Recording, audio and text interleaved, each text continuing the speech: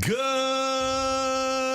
morning, everyone, and welcome to the opening drive on 101 ESPN in St. Louis, where it is 7:01. Your time check brought to you by Clarkson Jewelers, an officially licensed Rolex jeweler, and happy new Blues season on your home of the St. Louis Blues. We'll have the pregame this afternoon at 2:30, the action from Seattle at 3:30 as the Blues open up their 24-25 Stanley Cup Championship campaign. Brooke Grimsley is out today. Danny Mac, Matthew Rocc, Randy Carricker. Good morning to you, Daniel. How you doing? Good morning. I'm excited for the Blues season. I wish it wasn't a day game. I wish it was at night. They're playing in Seattle. I don't necessarily want it at 9 o'clock, but I'd rather have a night game. But you know what? So be it. It's the start of the Blues season and looking forward to it. And TV drives the bus. You've got an ESPN triple header today, and that's why the Blues are playing at 3:30 this afternoon. And, of course, you'll hear it right here on your home of the Blues, 101 ESPN, and we will have all 82 regular season games. Should be fun. Regular season. What about the playoffs? Well, the playoffs are a different animal, Dan. As we know, once we get to game 83, then the intensity rises a little bit, and we'll be here for all 82. But then, we'll be there for the 26 playoff games as well. We'll be around. Is this a playoff team? Yes. I think it is. I think it is, too. I really do. I think they're going to have a chance to squeak in. It's going to be tough coming out of the Western Conference, but I do think that they're a playoff team. Top 5 goalie in the league. They have reinforced their defense. I would think a guy like Philip Broberg will get better and better as the season goes along. Bringing in a grizzled veteran like Suter, I think, will benefit. Hopefully a healthy, and we're going to talk about this later in our Blues preseason awards. For me, I think a healthy Justin Falk will make a difference on the blue line there. And this team, ultimately under Doug Armstrong, and I think they got away after they won the Stanley Cup from what they really are at their core. The Blues are going to win on defense, and fortifying the defense this year, I think, is a huge benefit. Looks like Parayko is back to what we thought he was going to be. He's a number one quality defenseman. Leddy is a nice partner for him. And then the big thing is, again, up front, having players that play a 200-foot game. And the reason the Blues were so great in 2019, it wasn't because they had an MVP up front, right? It was because they played a 200-foot game and they came at you in waves. And it appears as if they have that depth among the forwards back. Better speed this year, more physical, it seems like. I'm interested with the top line with Holloway, Thomas, and Neighbors and how that shakes out. Buchnevich at center. How long will that last? I think that's a legitimate question, and they need to see how that plays out because he's going to need wingers that can help lighten the load for him, especially on face-off. So some question marks going into the season, but should be fun. Looking forward to it. Yeah, when the Blues signed Holloway and Broberg to the offer sheets, how many people had Holloway starting the season on the number one line on the bingo card? I didn't have that number one, and I didn't have Kapanen being on my third line. No. He's been a nice surprise here in camp. You mentioned the health of Justin Falk, and I think he's going to be paired up with Broberg. I think that's huge. Justin Falk is a good player. He is. He's got to be. I don't think he was healthy all year last year. Exactly, and we didn't see the best that he's got. Suter will be with Kessel, and then you have P.O. Joseph with Perunovic. So I think defensively they could be solid, and I love the top pairing with Leddy and Parayko. So looking forward to it. It should be fun, and let's get it going this afternoon. Looking forward to it. 2:30 pregame again, 3:30 faceoff here on 101 ESPN. Monday Night Football, the Kansas City Chiefs just keep rolling. No Rashee Rice, no problem. They play great defense against the Saints. Knocked Derek Carr out of the game. He's going to have an MRI today. Xavier Worthy scores late. They get a touchdown from Kareem Hunt. Juju Smith-Schuster was great, 138 yards receiving. They got the band back together. They're great at bringing guys back that left and reacclimating them to the Chiefs. The Chiefs are unbeaten, 26-13 last night over the New Orleans Saints. Mahomes, nearly all of his passing yards were under 15 yards. It was like death by 1,000 cuts, and they had the possession time of that game was ridiculous. They were on the field, it seemed like, the entire time, and they used their tight ends. Travis Kelce was awesome early on, so he's back to where he was. And you mentioned it. How would the Chiefs receivers do without Rashee Rice? And Schuster, 7 catches, over 130 yards. This is the Chiefs, man. They just find a way to win. It's amazing. And Patrick Mahomes is Patrick Mahomes. He's, avoiding the rush, making plays. It's just they're just ridiculous. They were 2 for 7 in the red zone. 7 of their 9 drives ended in the red zone. And as you mentioned, Kareem Hunt had over 100 yards rushing. Just another normal night in KC. Yeah. They just find a way to win. Yeah. Mecole Hardman, by the way, another guy that left and came back. 4 catches last night for 33. And then you mentioned the tight ends. Kelsey, 9 catches for 70 yards. Noah Gray, 2 for 29. And they just keep turning out good players at that position. They are pretty impressive. They've got a lot of good things going for them in KC. And I wonder now when they lose a game. You look at the schedule. When does KC lose their first game? Let's see. They've got, don't they have San Francisco in the next 5? Niners at San Francisco in their next game, on the 20th. But they're coming up. They're going to have a bye week. Coming up, yeah. And that's something to get healed up. Obviously, scheme for them.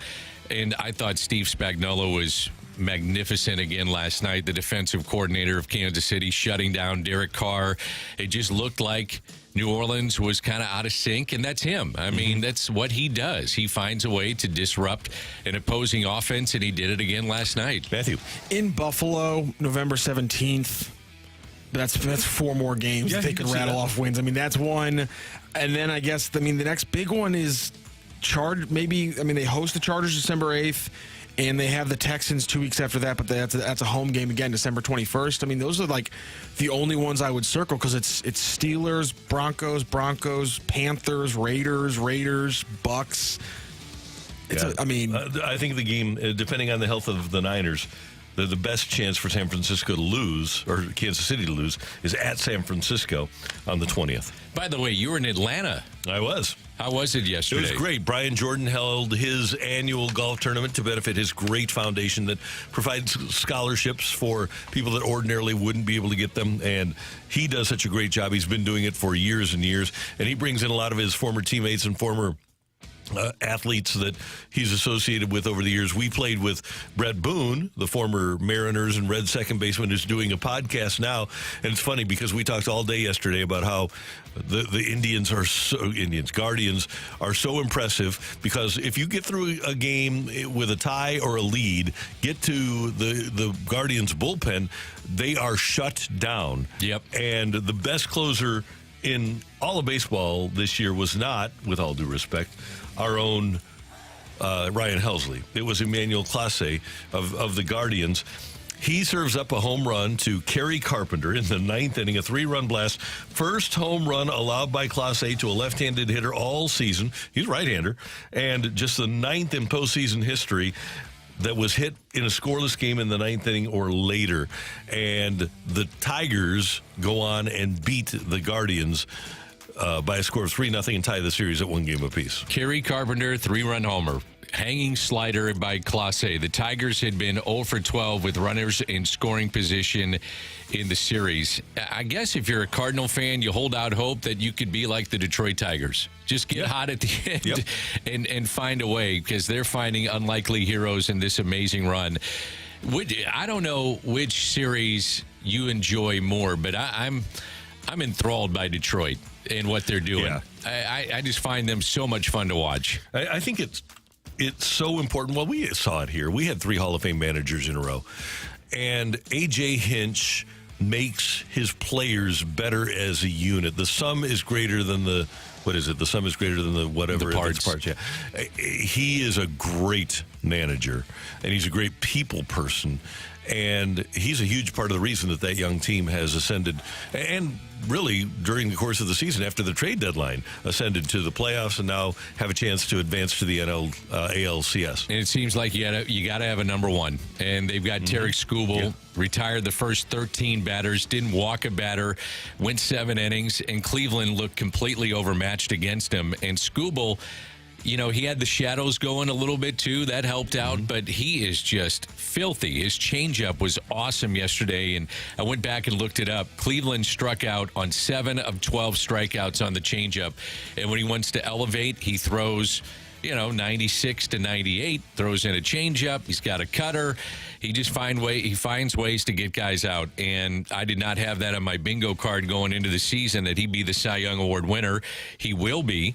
And he was awesome. He was just absolutely awesome in Game 2 yesterday. Meanwhile, in the other series, the Royals knocked off the Yankees 4-2. I didn't get to see Game 1, but people that I was talking to, Major League people down in Atlanta, thought that the Yankees were lucky to win Game 1 against Kansas City and are convinced that the Royals are the better team. Yesterday, they scored 4 in the fourth. Yankees had to use 8 pitchers, and the Royals held on for a 4-2 win, and even that series had a game apiece. Yeah, the Yankees starting pitching, I guess you could say it's been serviceable. Carlos Rodon flamed out in the 5th. Last night, Garrett Cole, 5 innings in the first game, and the Yankees offensively have left 19 runners on.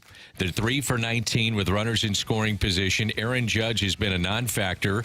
They had a Gleyber Torres home run in Game 1. Jazz Chisholm, a home run that didn't mean anything in the 9th inning last night. So I talked about this going into this series, and really for the postseason, is that you have to have others outside of Soto and outside of Judge do something for the Yankees. And really, they've been pretty quiet. And by the way, this is the first time in the division series history that all 4 series are tied at 1. So postseason play is going to be what you wanted if you're a baseball fan. And today you've got the Phillies and Mets Game 3. That game is at 4:08 St. Louis time. The series tied at a game apiece, obviously. And the Dodgers and Padres will play tonight. That series tied at a game apiece. And I'll be interested to see how the Padre fans react, because the Dodger fans are kind of nasty. Absolutely. What did you think about that the other day? I think it's great. The players have totally embraced the intensity of the rivalry in the series. And sure, nobody's going to throw the 1985 Dwight Gooden isn't out there throwing the ball at Profar or Tatis. So right. I'm not worried about that. So I like the intensity. As long as nobody gets killed, I like the intensity. Mike Schilt saying, stay classy, San Diego, at the end of his press conference the other day. It's going to be wild. Petco Park will be exciting. It was exciting in the first series that they played in. And good for Mike Schilt getting things done. But you look at that lineup, man. It's loaded. Hey, the Mike Schilt, you can tell that team reflects him. That Mike Schilt rooster is there with the Padres. And it's we were talking about Lou Piniella and what a rooster and how his teams reflected him. Isn't Schilty, he's got the calm demeanor, the veneer, but underneath it all, as we saw from the Randy Arozarena he's got a video, fire that right? burns. Yeah. He's got a fire that burns. And you can see it with that team. Yeah, I agree with you. Again, though, going to the lineup, it's loaded. Place will be going nuts tonight. And the rivalry has turned into a fun rivalry between San Diego and L.A. I think it gets overlooked when you think about some of the great rivalries right now in baseball, but that's certainly one of the best. And Game 3 coming up tonight. Looking forward to it. And Walker Buehler, who's nowhere near the pitcher he once was, goes against Michael King, who's an absolute stud. They acquired him in the Soto trade from the Yankees. What'd you think of Jack Flaherty the other night? I think that adds to the rivalry. Oh, yeah, totally, yeah. His intensity is... I've always enjoyed the intensity. I think he's got to be better, though. Oh, he has to be better. And the pitching for the Dodgers has got to be better. So we'll see what happens here in Game 3 tonight. Should be fun. We're off and running on this edition of the Opening Drive on 101 ESPN. Coming up, man, we're already 5 weeks into the NFL season. It's amazing. And we've got 4 downs from NFL Week 5 next on 101 ESPN.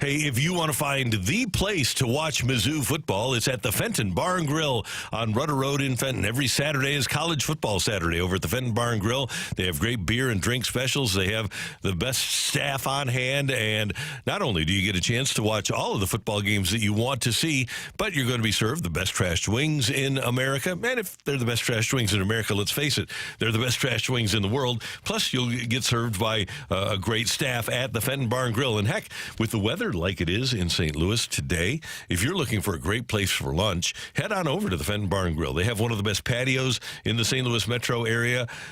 Kelly, the feisty redhead, will be there. Megan will be there. Say hi to Casey. The whole gang will be on hand.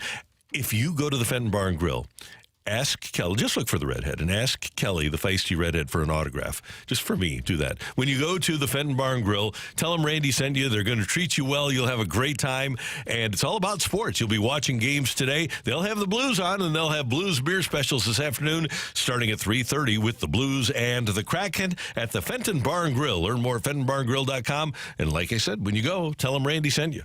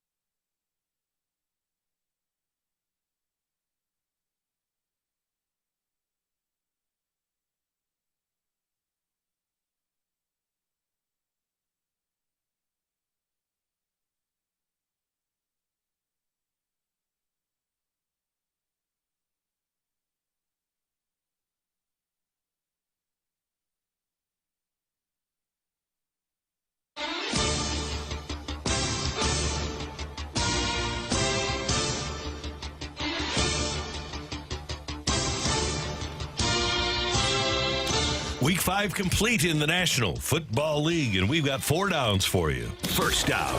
I got to go with Washington and what's happening here, guys. I mean, Jaden Daniels, more passing. Now, listen to this. He's got more passing yards than Josh Allen, Trevor Lawrence, Caleb Williams, Patrick Mahomes, Aaron Rodgers.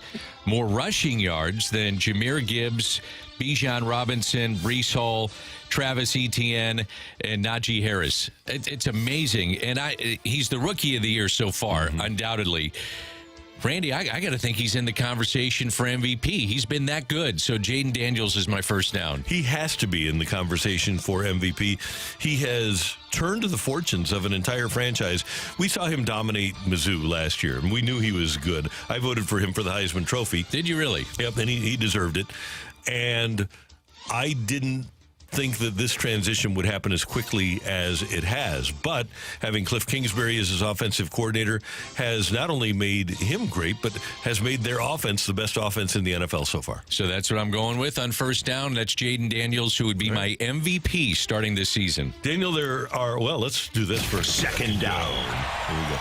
6 teams that make the playoffs in each conference, and right now, there are 6 teams with winning records in the AFC. Sure, we know about the Chiefs and the Bills and the Steelers.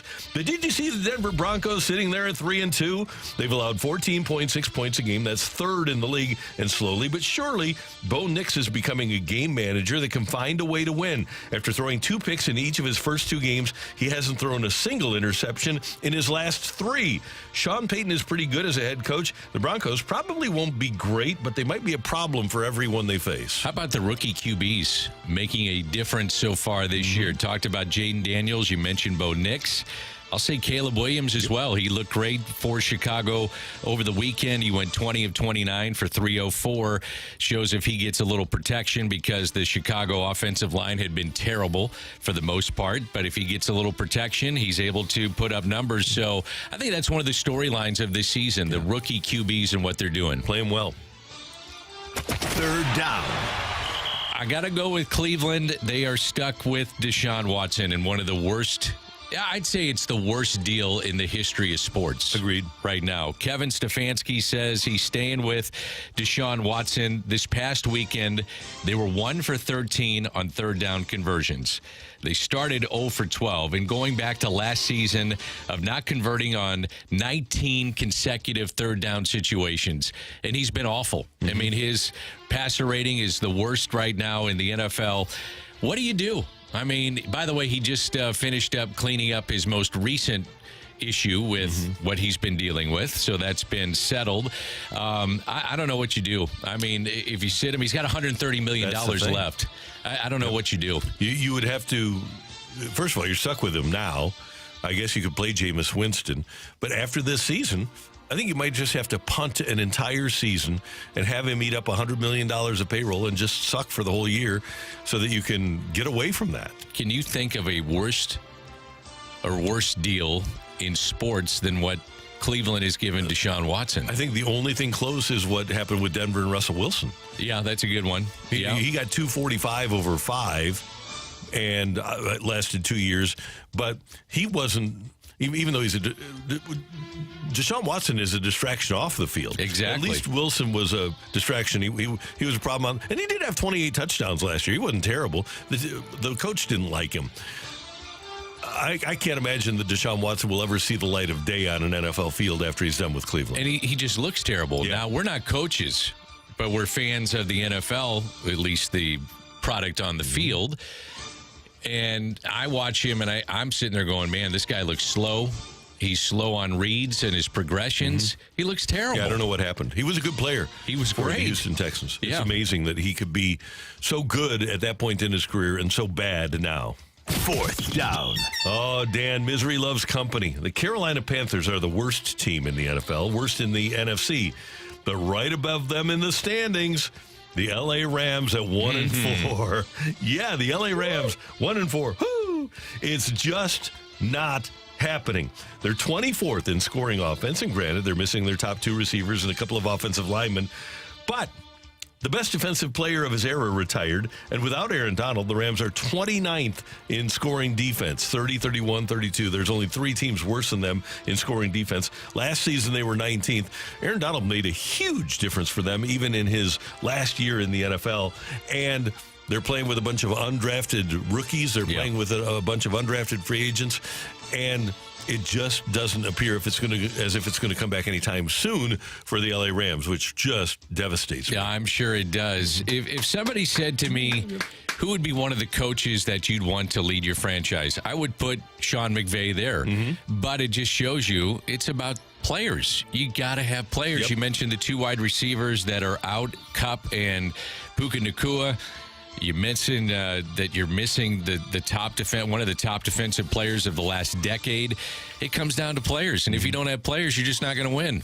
And they just leave a lot to be desired in terms of overall talent too. The 1 to 53 on that roster is not very good. What do you think of this weekend when you had some of these games that it looked like, and this is where the NFL is great, it looked like the favorites were going to win.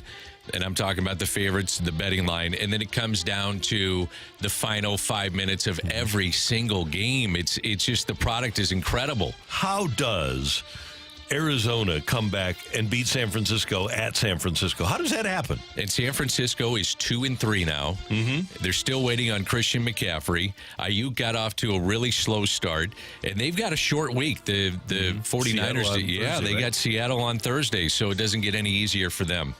And you mentioned Caleb Williams getting off to a relatively slow start, but he's ascending. And the Bears hammered the Panthers this weekend. The Ravens come back late and beat the Bengals. It looked like the Bengals had that one wrapped up. And Lamar works his magic and does what he does. And the other one that I thought was interesting was the Jaguars finally winning a game, 37-34 over the Colts. What do you got, Matthew? We're getting a lot of tweets or texts, I should say, because of the comment you had about Deshaun Watson's contract. By the way, if you want to join us on the text line, you can, 314-399-9646. 314-399. Yo-ho! Sorry, I wasn't going to do it, but I just had to go with it. A lot of people were like, no, the worst contract ever is the Bobby Bonilla contract. We get this a lot on Bobby Bonilla Day as well. No, here's the thing. The Bobby Bonilla contract is not a bad contract for the Mets. Mm-hmm. $6 million that year would have been very hard for them to pay. $1 million, especially every year as you go farther, and this thing called inflation keeps hitting, $1 million gets a little bit less buying power every year. And so the Mets are like, yeah. So like in the long run, deferred contracts usually aren't terrible deals for either the person or the team. And so like Bobby Bonilla contract is so far down the list of bad contracts that I can't even, it's so far down the list. And it wasn't really a contract. It was Steve Phillips used it as a vehicle to get out of the contract because he wanted to have $6 million in the budget. Exactly. They had been affected by Madoff, right? The Madoff situation is what set this thing off. So he didn't have the money for that year. So he said, what the heck? I'm not going to be here. Somebody else can pay Bonilla $1 million a year. So to your point, Matthew, that was not a bad contract. There have been some bad baseball contracts. Rendon. Yeah, we got some text about Rendon, and that is the correct answer to what are the other bad things. The only difference there is that you don't have the what prospects did they give up? Because that would be the nothing. Yeah, there's no prospects given up. 3 first-round picks. Right. That's the thing that makes the Deshaun Watson contract, and like you take the Herschel Walker trade and you have that factor, but you didn't give Herschel Walker an untradeable contract. Yeah. So it's like it takes every bad trade that's ever happened in the NFL. Either take Albert Hainsworth at draft picks, take Herschel Walker at a bad contract. It's the worst deal ever. Yeah, I think that's the thing. The worst deal ever. Rendon was what? 245? Yeah, 245, yeah. And he can't get on the field, nor does he really want to play. No. That's a problem. The other part of that was, for years, what did Mike Trout and Ohtani and Pujols need? They needed pitching. Yeah. And Garrett Cole was more than willing to go there, but they didn't even get into the Garrett Cole sweepstakes, and he's from Southern California. If Cole winds up on the Dodgers rather than Rendon, how does history change? Yeah, it changes. I mean, you just look at it and say, well, it's a bad deal, but the Dodgers can swallow it. Mm-hmm. You know what I mean? I'm talking about Rendon. Yeah. Let's just say, for argument's sake, Rendon went to the Dodgers. Yeah, they can swallow it. Or the Yankees.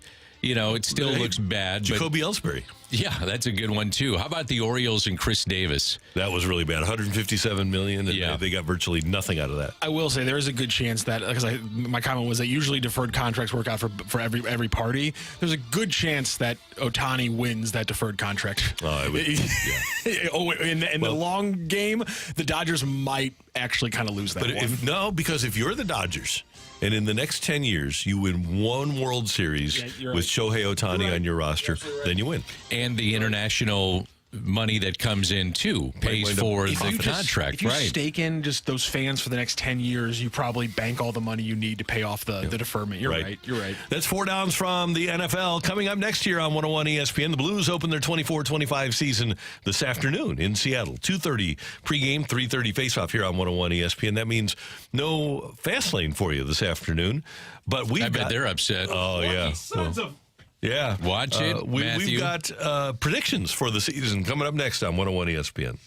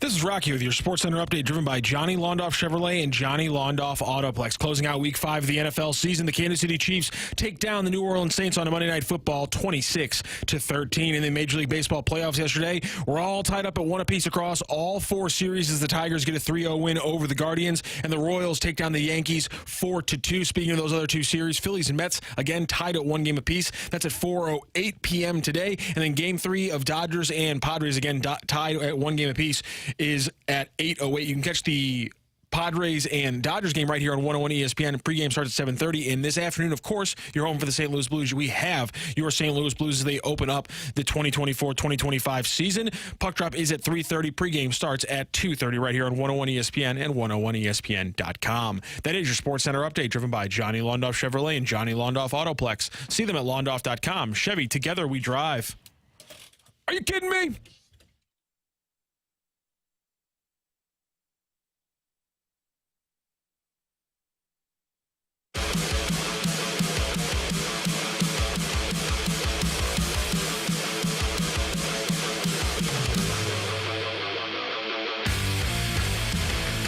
Brooke is out today, and Danny is in, Matthew is in, Randy is in, and the Blues start their 24-25 season this afternoon here on 101 ESPN. And we got to tell you who the stars of this team are going to be. And with our predictions, Dan and Randy will get our thoughts on predictions.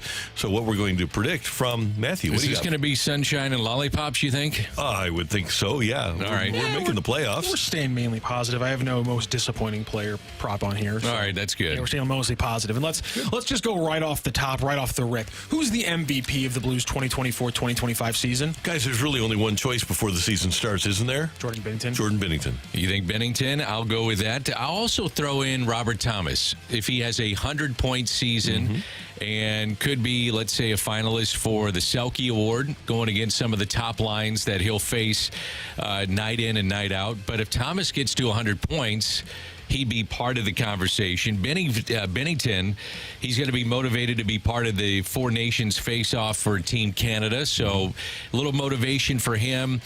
I'll be interested how they use the goalies this year. How much do they go to Joel Hofer, who's really good? I mean, the tandem of the Blues with their goaltending is excellent. So I do wonder if Drew Bannister will lean on Hofer a little bit more than he did a year ago. I don't know about you, but when I get that, when I try to put Hofer's name into my iPhone, the HOF is in caps. It's He's a Hall of Famer. HOFer, yeah.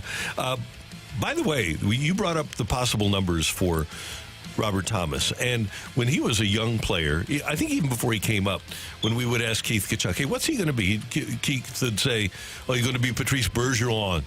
And if he gets 100 points and is in the hunt for the Selke, he'll be better than Patrice Bergeron. If he has that season, I think that'll be a better season than Patrice Bergeron ever had. And Thomas will be on the top line with Holloway on the left wing, Neighbors on the right wing. I guess we should go through the lines here. Texier, left wing, Buchnevich and Kyrou, Matthew Joseph, Shin, Kapanen, Torbchenko, Foxa, and Nathan Walker would be your start. I think your starting lineup for the Blues, and then your defense would be Letty Parayko, Broberg, Falk, Suter, Kessel, and Joseph and Perunovic. So that would be your starting lineup for today's game against Seattle. And the only thing I'd throw in that is that probably that'll get shaken up at least once pretty early on when Brendan Saad comes back in, and then it'll get potentially shaken up a second time once Oscar Sundqvist is going to go from the knee. Yep. Biggest, and maybe this is because of the Sonny injury, but the biggest surprise for me is that, well, first of all, the Kapanen is going to be in your starting 12 forwards. Great preseason. Yeah, he did. But I love Braden Chen. I don't think Braden Chen is a center anymore. I think he's a winger, and I'm mildly surprised. Maybe he's a third or fourth line center.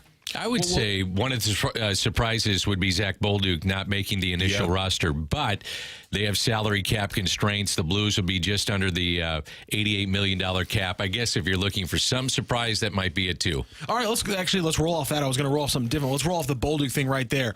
Prediction right now, he's not making the opening day lineup. How many NHL games does Zach Bolduc play this season? I'd say half the season. Oh, okay. We'll go with even 40 41 games. there. Or 41 games, yeah. there from Danny Mac. I'm going 48. Okay. 48. I guess it's dependent, too, on injuries like and it always is. guys getting banged up. So who gets hurt, who stays in the lineup, but I'd say half the season. This has to be a wake-up call for him, getting sent down, because he's loaded with skill. And I hope that he goes down to Springfield and realizes, okay, I turned the switch off at the end of camp, and it cost me. I can't afford to turn that switch off. And they gave him all kinds of chances. They put him on power play units. They moved him to top lines. And you're right. I think it's a wake-up call a little bit for him because he wasn't very good down the stretch. You mentioned that Robert Thomas would be your dark horse candidate pick for potential MVP.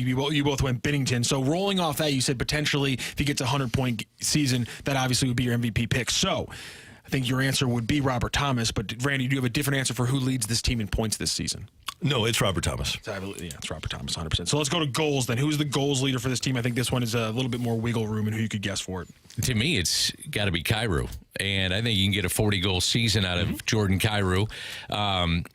And let's put it this way, too. He needs to get to 35 or 40 goals if this team is going to be what they hope to be, which is a playoff team. Thomas gets near 100 points. Kyrou nearly 40 goals. Binnington plays outstanding hockey. It's going to give you a shot. Last year, Jordan Kyrou was terrible in October and November. Man, was he bad. But December a little bit, though, too. Yeah. December, January, February, March, if you extrapolate that out, he was on a 40-goal pace for the last 4 months of last season. I believe he's going to score at least 40 this year. We'll talk about that later. But I'm with you. I think he leads the Blues in goals this year. Kyrou. I'll jump right down to it. I want a number now. We saw from Jordan Kyrou, it went from 27 to 37 when he really took over in 2022 to 2023. But we saw a drop last year from 37 down to 31 goals. So you guys are both predicting it sounds like at least 40 or over 40. The Jordan Kyrou Highway. We're going to have a mile-long stretch of farty far. Far for Jordan Kyrou, all right. Danny Mac, what's your number? 40. And even 40 goals. 40? Yeah. Okay. Farty Robert far. Thomas is leading in points in the 80s, let's say conservatively. If Jordan Kyrou is a 40-goal scorer, I'm with you guys. This sounds like a playoff team. But the big question for me, it has to do right now with the depth around this team. It seems like they're going to win more games being the best 12 on the ice than maybe winning the top 6 ice minutes. That's how you're going to have to win games here. Part of that reason is because, as you said, they don't really have another second-line center potentially for Booch. But I think things get moved around. So my question for you is, when does Booch get moved back to the wing for the first time this season? I give it 1 month. 1 month, that's it. So I see Buchnevich centering, Texier, and Kyrou. But him at center, he's going to need wingers that can help lighten the load. I'm not sure he has that, especially on faceoffs could be an issue. But I give it a month, and then I move Buchnevich to a wing. I say he never returns to wing. They paid him like a center. They think that he has center skills. They tried him there last year.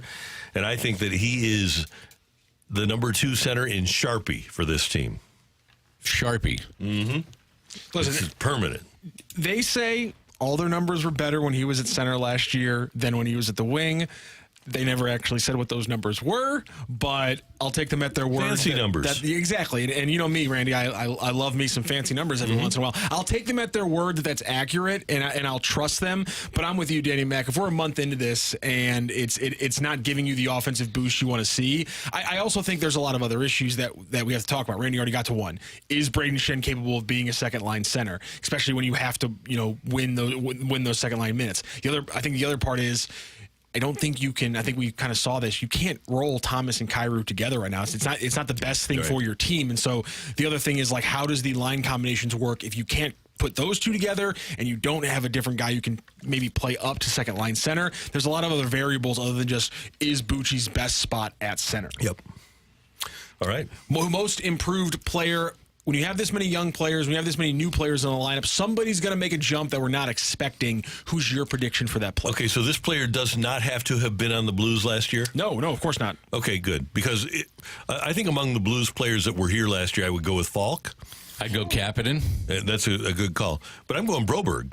Yeah, I mean, playing with Justin Falk and a chance to get a guy next to you that is healthy. Boy, Falk is such a key to this season. He is. You know, and if you pair him up with Justin Falk, I agree with that. I put Holloway on there too, just because he's going to move to the top line and have a chance to show what he can do on a top line. I'd put him up there too. The two new guys have really ascended the expectations of this team, at least for me. I looked at when they signed Holloway, and I heard about him. I thought he was a third or fourth line guy, energy guy. I didn't think that he would ever be a top six, well, at least this year. But the way that people around the rink talk about Broberg, and the comp is there with Bouwmeester, who, by the way, was the second pick in the draft or first pick in the draft, one of those two. But the size, the skating ability, there's a lot of Bouwmeester there. And he's a guy that I think during the course of the season will just continue to get better and better and better. The speed of this team is so much better than it was a year ago. So I'm going with Brobes. Or is it Broby? Broby. Okay.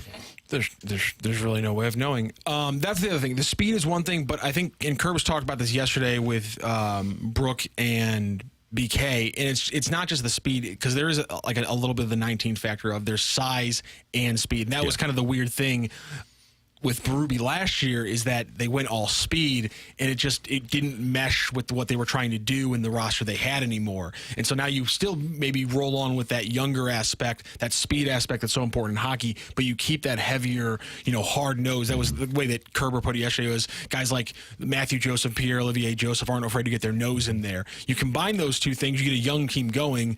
This is a team that I think we're going to see improve over the year, and hopefully they hit a stride, February, March, April. I think Army looked at the division, looked at Colorado, and thought, okay, that's the way that hockey is going to go.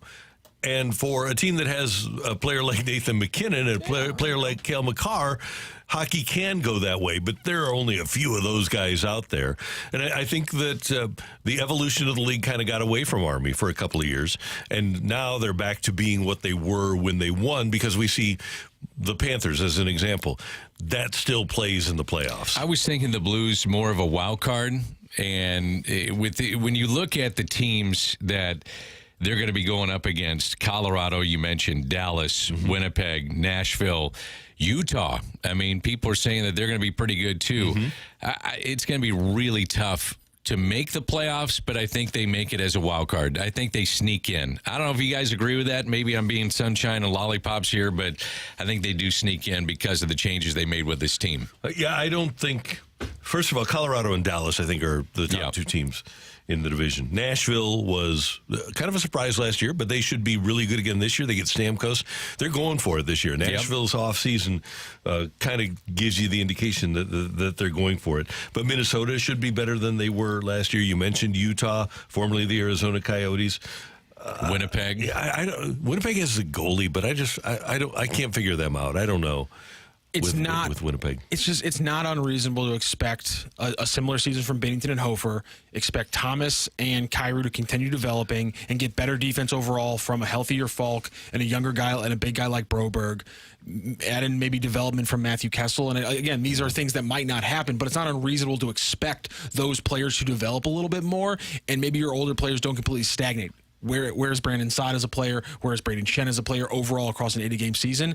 That question is big to me, but I think just when you look at those improvements and the fact that you're in the playoffs last year, if you just beat the Sharks a couple times, I think they're fighting for it the entire time. And again, the question is, do they improve as a young team from November to March? That'll be the big difference. And at some point, the Blackhawks are going to get competitive again. I don't know when it is, but when you got Connor Bedard, you're going to be competitive again. Where do you put Edmonton?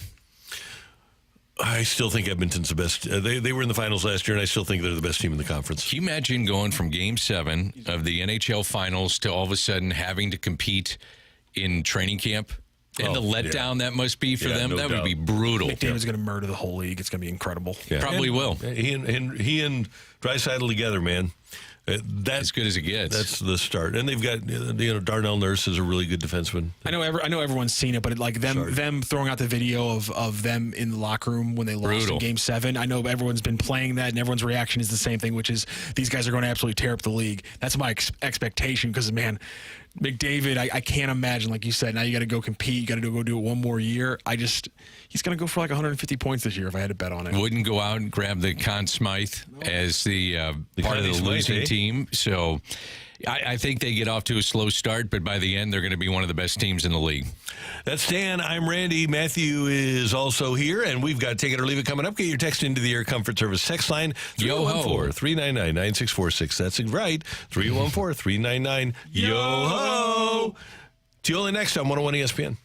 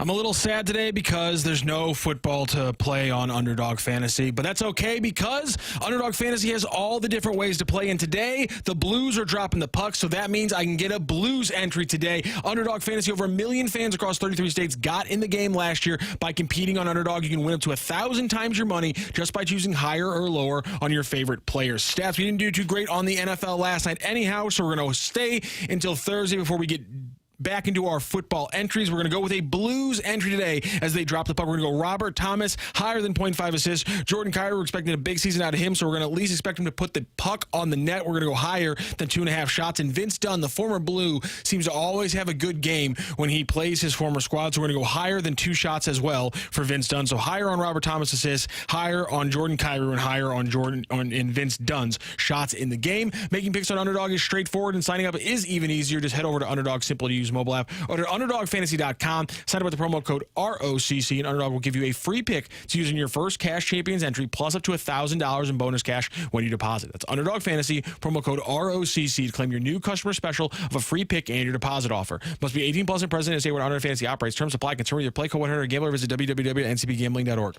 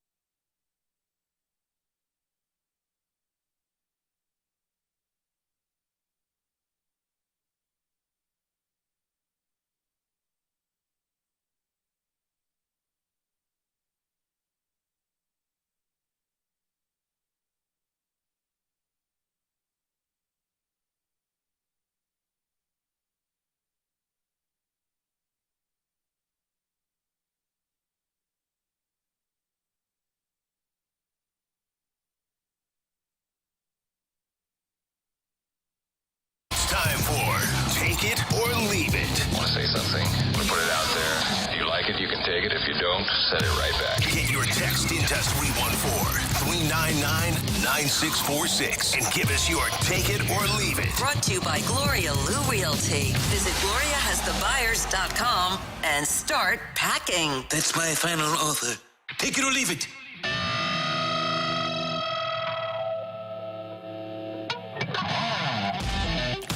Matthew, Danny, Mac, Randy, it is time for Take It or Leave It on 101 ESPN. And over the weekend out in Calabasas, California, they have what's called the Night of the Jacks, jack-o'-lanterns. And somebody carved a pumpkin with a likeness of Travis Kelce and Taylor Swift. And last night, Swiftie walks into I'm going to call it Arrowhead Stadium, gives Brittany Mahomes a giant hug, and then she's cheering big time for Travis as he's having a big night. Take it or leave it, Dan. This is still the most adorbs thing in sports. Absolutely, it is. When those two get together and the cameras show her affection, if you will, and her fandom, it is absolutely adorable. It is. I agree. It's. I'm not sure it's adorbs, but it's adorable. Adorable. Yeah. You know, it's kind of weird, and I guess there are people that are just inherently angry. But what do you think she's ever done to cause people to have the vitriol towards her? I don't understand it either. And it's great for the NFL. Yeah, it is. It's great. She appears to be an extraordinarily nice person. She gave her crew members all an extra $100,000. She's really generous. She's great to her fans. I don't understand the anger and angst about somebody who appears to be as good a person as Taylor Swift appears to be. Honest question. Do you guys stop and look when she pops up on the television? Yeah, I do. Yeah, absolutely. I mean, it's just something different. It's different than seeing the field or a tight shot of a coach or a player. Yep. I stop and watch. Matthew, do you understand the hatred? Is that what you were going to say? I mean, I understand why.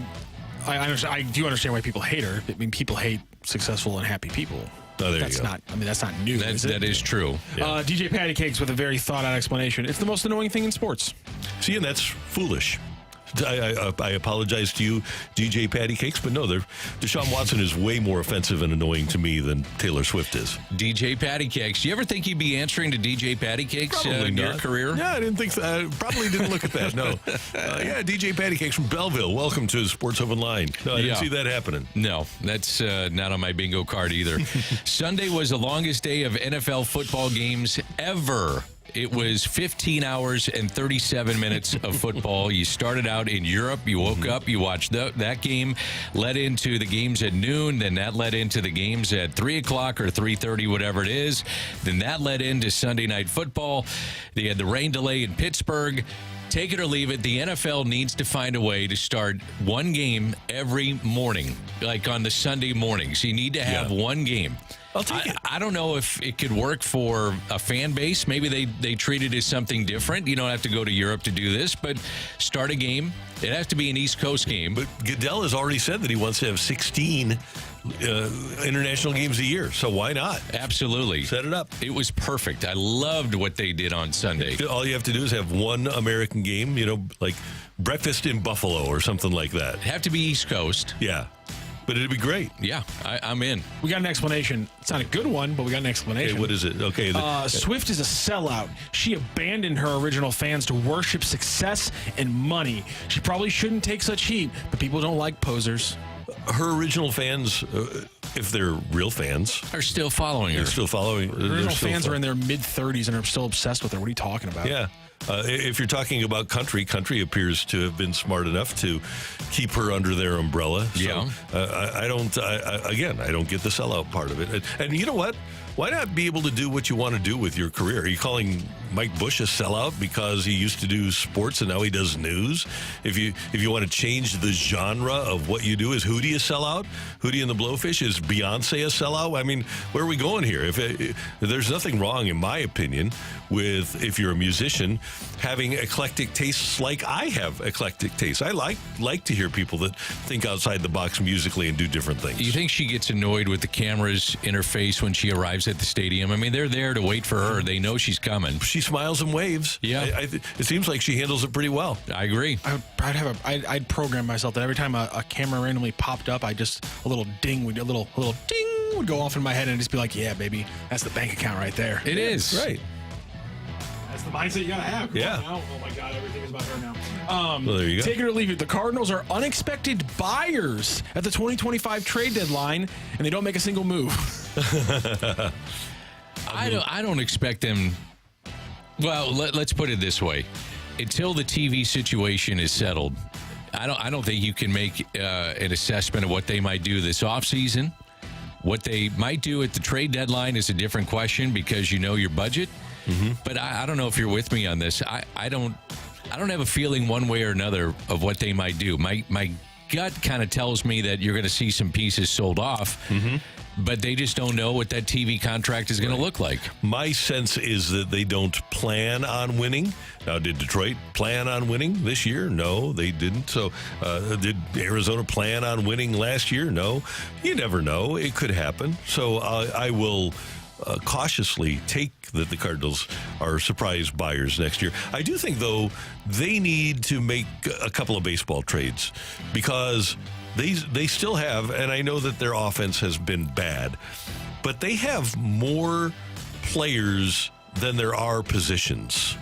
Right? You've got Donovan and Gorman and Contreras. You got a million DHs / second baseman, not the Contreras. And but catchers. Yep. Right. You've got too many catchers / DHs. You've got too many outfielders. Depending on what I have to believe Victor Scott for somebody has some value. They like Ciani a lot. You're going to have Nootbaar out there. You're going to have Walker out there. They've got, again, to cull the herd. We don't know what they think of Luke and Baker. But you'd think that Baker would be maybe with Burleson and Walker probably vying for the first base job if Goldschmidt isn't here. Yeah, I mean, that's legitimate. I don't know where you're at with this, but the organization is not in the habit of swallowing contracts. No. And saying, okay, here's somebody at $20 million, we'll take on $10 million so that you take on the other 10. They're just not used to doing that. I don't see them doing it. So when you talk about a baseball trade, you're talking about getting prospects back for these players. For young players, yeah. But who wants, let's be realistic. Do you want Arenado at that deal if you're another team? No, Probably not. Arenado's not a guy. I'm talking about moving a guy like Gorman. Okay. Moving a guy like Nootbaar, a young player that still has some control for another young player, or still got to find a number one starting pitcher. Yeah. And maybe you could get a young starting pitcher back in return for somebody like that. Matthew? You got one more for us? Oh, he's laughing over there. Okay, he must have something. No, I can't read those. No, you Okay. can't. You can't read it. Okay. Take it or leave it. There will not be a college football team undefeated in the playoffs. I'll take it. And I was just going to throw out Ohio State has number 3 Oregon this week, number 4 Penn State in a couple weeks, and they close out the seasons with number 18 Indiana, number 24 Michigan. Those teams aren't that good, but still. And Texas has number 18 Oklahoma this week, number 5 Georgia next week, and still has Arkansas, Kentucky, and Texas A&M to close out their season, which, again, they aren't great teams, but we've seen them play top teams tough this year. So I have a feeling that both Ohio State and Texas will get bitten, probably Texas by Georgia. And they got to go to Georgia. Yes. No. That one's in Austin, actually. Oh, it is. Okay. My apologies. That one's in Austin. They have to go to Oklahoma this week. Okay, how about this, though? Iowa Snake. Jim Holder's alma mater. Mm-hmm. West Virginia, they're 5-0. They're at West Virginia. They're home against Central Florida. Home against Texas Tech. At KU. I think KU's only win is against Lindenwood, by the way. Home against Cincinnati. At Utah, that'll be the biggest one. Utah's number 16 in the country. And then home against K-State. Let me ask you guys this. If there's a 2-loss team and you're a top, let's say, first rounder, and there's enough tape on you to make the case for you being top 15, top 20 pick, what's the appetite for that player to stay and continue to play in the regular season? I mean, That's where we're headed. I hate it, but that's where we're headed. I don't blame the player. I mean, why take the chance of getting hurt? It's like playing in the useless bowl games. Now they become useless regular season games if you don't make the college football I playoff. think there's something to be said for being a good, loyal teammate I do too. and a competitor. But at some point, do you want to get hurt? That would, and obviously with Jamar Chase, it didn't wind up being the case. That would be a real red flag for me if I were a professional evaluator for a guy that didn't want to compete. They just want talent, though. Yep. They think, well, we'll get this guy to compete. If he's talented, we'll figure it out. I just wonder if that's going to be the new norm, is that these players duck out of this. And just to get to baseball for a second, along those same lines, the players are all disposable, and the ownership now looks at players as disposable. It'll be interesting to watch over the course of with the CBA how many players actually get to free agency and make big money. Because with pitchers, we saw it here with Jordan Hicks, right?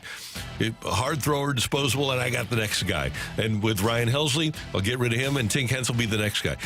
There's players are going to wash out after 4 or 5 years, and I don't think we will see as many big money, we aren't already, as many big money free agents as we used to see. Luke Weaver is closing for the New York Yankees. Yeah, how about that? It's unbelievable. Just want to correct a quick thing about the Texas schedule. Of course, Oklahoma game, Red River, neutral site, Cotton Bowl. Cotton Bowl's a neutral site game, so that one's not at Oklahoma, so my apologies on that. By the way, here's another, no, it's not going to happen, but Indiana's undefeated already. 6-0? Yep. And they've got Nebraska, but then they've got Washington. They'll lose that. Go to Michigan State. They'll probably lose to Michigan. Then they've got Ohio State, Purdue. So they are going undefeated. I could see Iowa State being undefeated at the end of the year. Had the win over Iowa. Yeah. But I could see it, but then everybody gets bitten. Yeah, I could see that. How about Pittsburgh? Pittsburgh, number 22 in the country. They're 5-0. Don't really play anybody. Cal next at home. Syracuse at home. At SMU. They're 25 in the country. Virginia at home. Clemson at home. At Louisville. At BC. I haven't had the chance to ask you, but I am curious. What did you think of the Missouri game this weekend? Because you weren't on the air yesterday. No, I wasn't. It was sorely disappointing. Not surprising, unfortunately, but sorely disappointing. It had to be as disappointing a loss that they've had in a decade. Mm-hmm. It's not just losing, it's the manner in which they lost. I mean, they were just blown out. And they appear to be fragile because it seems like with the horrible non-pass interference call and then the penalty on the 75-yard touchdown pass to Burden. Yep. That looked like Luther kind of just checked out after that. Totally. But it seems like as a team, the momentum just shifted towards Texas A&M. Maybe not against Mizzou as much, but towards Texas A&M when they got the ball back after the fourth down and then rumbled down to score the first touchdown. You were talking about compete level, and I look at Luther Burden, and if I'm a scout, I'm seeing some of that stuff, and I don't like it. Yeah, he checked out. There's no doubt about it. Yep. Somebody's got to get a hold of him and say, hey, you got to compete for the whole game. You're one of the best players in the country, and you're the one guy that can give your team a chance to win a game like that. All right, Mizzou, UMass, line is 27.5. They cover? Yeah, they cover. I think they do. They're angry, and they cover.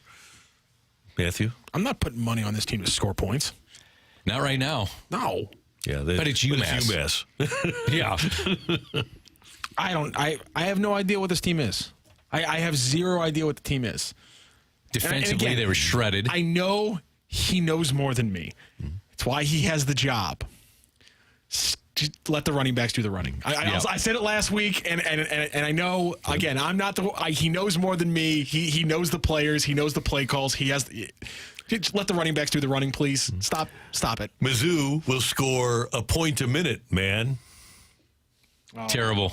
Thank you. I appreciate it. I mean, Nate Noel, 79 carries, 471, averaging nearly 6 yards per carry and 2 TDs, to further your point. Nothing like giving like 2 carries in the first quarter when you're get behind and just decide to abdicate the game. Yep, not right. Not great. Next up here on 101 ESPN, is it smart for baseball teams to be doing what they're doing financially? That's coming your way on 101 ESPN.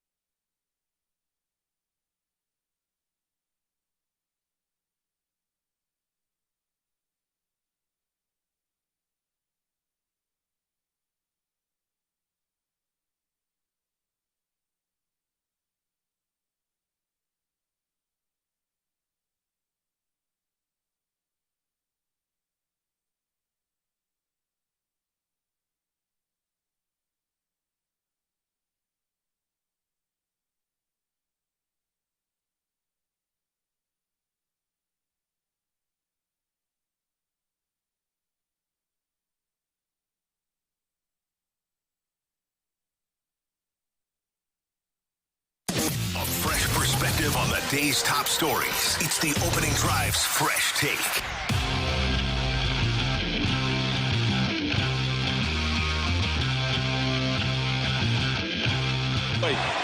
Runner goes, pitch is swung on, a high fly ball to right field.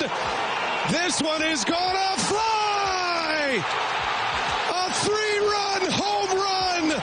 Kerry Carpenter! The Tigers up 3-0 as Carpenter, an emphatic, towering fly ball home run. Kerry Carpenter, if you aren't aware of it, from the Detroit Tigers. He hit that 3-run homer off of Emmanuel Clase. Were you aware of it? Not until late in the season. Me neither. Fans aware of it? Yeah. No. Detroit had the 26th highest payroll in baseball this year. Cleveland, number 24. And here you've got lower seeds winning 3 of the 4 series in the first round, classics in 2 games of the division series, and there's been the comment over the years about the randomness of the postseason. Just get in and get hot. And you wonder, Dan, if this is going to be something that more teams will do. I would hope it will be. I would hope that, not that they'll be really cheap, 24th and 26th in payroll, but these 2 teams have been very efficient. Cleveland is unbelievable because they don't have low picks. They're kind of like the Cardinals. They're always in the hunt for a division title, and they seem to always get in the playoffs. And Detroit probably is the last team that will be able to successfully tank, getting Riley Green and Spencer Torkelson and the high draft choices that they used. Probably be the last team that successfully tanks. And the other part of this, though, as it pertains to the Cardinals, is having the players and then developing them. You know, that's one of the things that you look at next season for the Cardinals to be competitive. And this goes to the point of being efficient with the players that you have. It's got to be Gorman and Walker that help you out, and especially Jordan Walker. So it's about developing your players. I think you can have it both ways. Yankees spend a ton of money. Phillies spend a ton of money. Mets spend a ton of money. Where are they at? They're in the postseason. And Dan, to that point, Dodgers, Mets, Yankees are 1, 2, 3 in payroll. Philadelphia is 5th. So the 1, 2, 3, and 5 teams are still in the playoffs. And then you have a big gap, and then San Diego is 15th in payroll. Kansas City is 20th, and then, as we mentioned, Cleveland and Detroit 24 and 26. So the middle class doesn't seem to be doing an awful lot. But one thing about those teams that are in the lower echelons, Kansas City benefited from drafting Bobby Witt Jr. and developing him. Obviously, we see is what has happened with the Tigers. The Padres went out and spent, but they were smart enough to keep the guys they have. And one of their most important players, by the way, Jackson Merrill, is a kid who's 20 years old and has been great for them. They're kind of like a hybrid right now. But if you can identify talent and develop that talent, we see it time and again. We saw it with the Braves in 2021. We saw it with Arizona last year. If you can draft and develop, you can succeed. And you can be efficient like Tampa Bay. I mean, that's another one that comes to mind, too, is that not only do you win that year, but you can win. It could be sustained winning because you're not paying a ton of money to these players. You got your core of young players that stay there, let's say, for 3, maybe 4 years before they start making big money. And that allows you then, if you wanted to supplement with the free agent, or 2, which a lot of teams do. They have the young core, and then they say, all right, we're close. Now we spend the money. And you can be efficient in that regard, too. And we've got a question here. Is it a bad thing if that means that teams go cheap and just try to be efficient? I think it's only a bad thing if teams aren't spending the revenue that they're generating. Pittsburgh. Right, there you go. They were pocketing revenue sharing money for a long time. But if the Yankees, who have $550 million in revenue, all of a sudden go down to an $84 million payroll, that's a bad thing. If the Dodgers decide, you know what, we're tired of spending all this money, we're going to be more efficient and we're going to put more money in our pockets, that's a bad thing. But I think for the most part, teams generally spend according to what their revenue is. How about free agency and what teams will do this particular offseason. I'm always fascinated with that because it's a copycat league, and there's trends, and you sit there and look at the trends where Arizona makes the World Series last year. They were close to making the playoffs this year. You talked about the teams that haven't spent a ton of money. They're in the postseason this year, and maybe you got to have a little luck along the way. Luke Weaver turns into a closer for the Yankees. You know, you find roles that change throughout the year, too, which is what Detroit has seen, and Kansas City went from 56 wins to getting into postseason play, but they didn't spend a ton of money, and they had a core group of players like Bobby Witt, like Salvador Perez, who homered last night, and then all of a sudden you catch lightning in a bottle. I think you got to have a little luck with this, too. Yeah. And in terms of expenditures, it depends on the owner and the market. For example, this year, the Yankees average 42,000 fans a game. The Mets average 29,000 fans a game. The Mets have to go after Soto, right? Because they want to take those fans away from the Yankees. It's a really competitive marketplace. I don't think there will be any other teams that are going after Juan Soto. I think it'll be the Yankees and the Mets, and that's it. Maybe the Dodgers, but where are you going to put them? Exactly. You know, that's another team that would be in that could at least dip their toe in those waters. I'm here's with the other thing about the Dodgers. You've already got Freeman and Ohtani. You're killing a fly with a sledgehammer to get another left-handed bat in that lineup. Yeah. You put him in left. I mean, get rid of Teoscar Hernandez and put him in left field. If you're those big market teams, though, to acquiesce to your fan base, to your point, you got to spend money. If you're the Yankees and don't spend money, right, that's the key. That's not a good look for baseball. I know they spend a ton of money, and for some people it frustrates them. Same thing with the Dodgers, but the Dodgers are making so much money, they have to reinvest in their payroll. If not, then it looks like the Pittsburgh Pirates, right? You know, saying that we're going to pocket all this money. That you can't do that, not in those markets. One other quick question for you, Daniel. The Cardinals tied the Cubs right in the standings this year. The Cubs drew 35,922 a game. They were sixth. The Cardinals drew 35,872. Are Cubs fans better than Cardinals fans? No. Can't say that, Randall. Well, they had the same record and they drew more. Well, maybe it's the Wrigley Field experience that will help them year in and year out. Wrigley Field is the star of their team. Expectations are a beast, aren't they? I'd say the Cub fans, though, have huge expectations after winning the World Series, and they spend money. And we look at what they did with Cody Bellinger. Yes, but I mean, let's not forget what happened in 2020 and 2021 when the ownership came out and said, we're destitute. That's we true. have no money. We can't spend on this baseball team. We're biblical losses. And everyone looked at them and goes, well, you're lying. Here's the other thing. Chicagoland has 9.6 million people. St. Louis has 2.8 million people. Yeah. If they can't fill that stadium every single game in Chicago, shame on them. That's a pox on Chicagoland that they can't fill that stadium every single time. Also, it's not like there's actually two teams in that city anymore. No, that's exactly right. That's today's Fresh Take. Coming up, the NFL quarterback carousel roller coaster is in full swing. Is the ride worth it? That's next on 101 ESPN.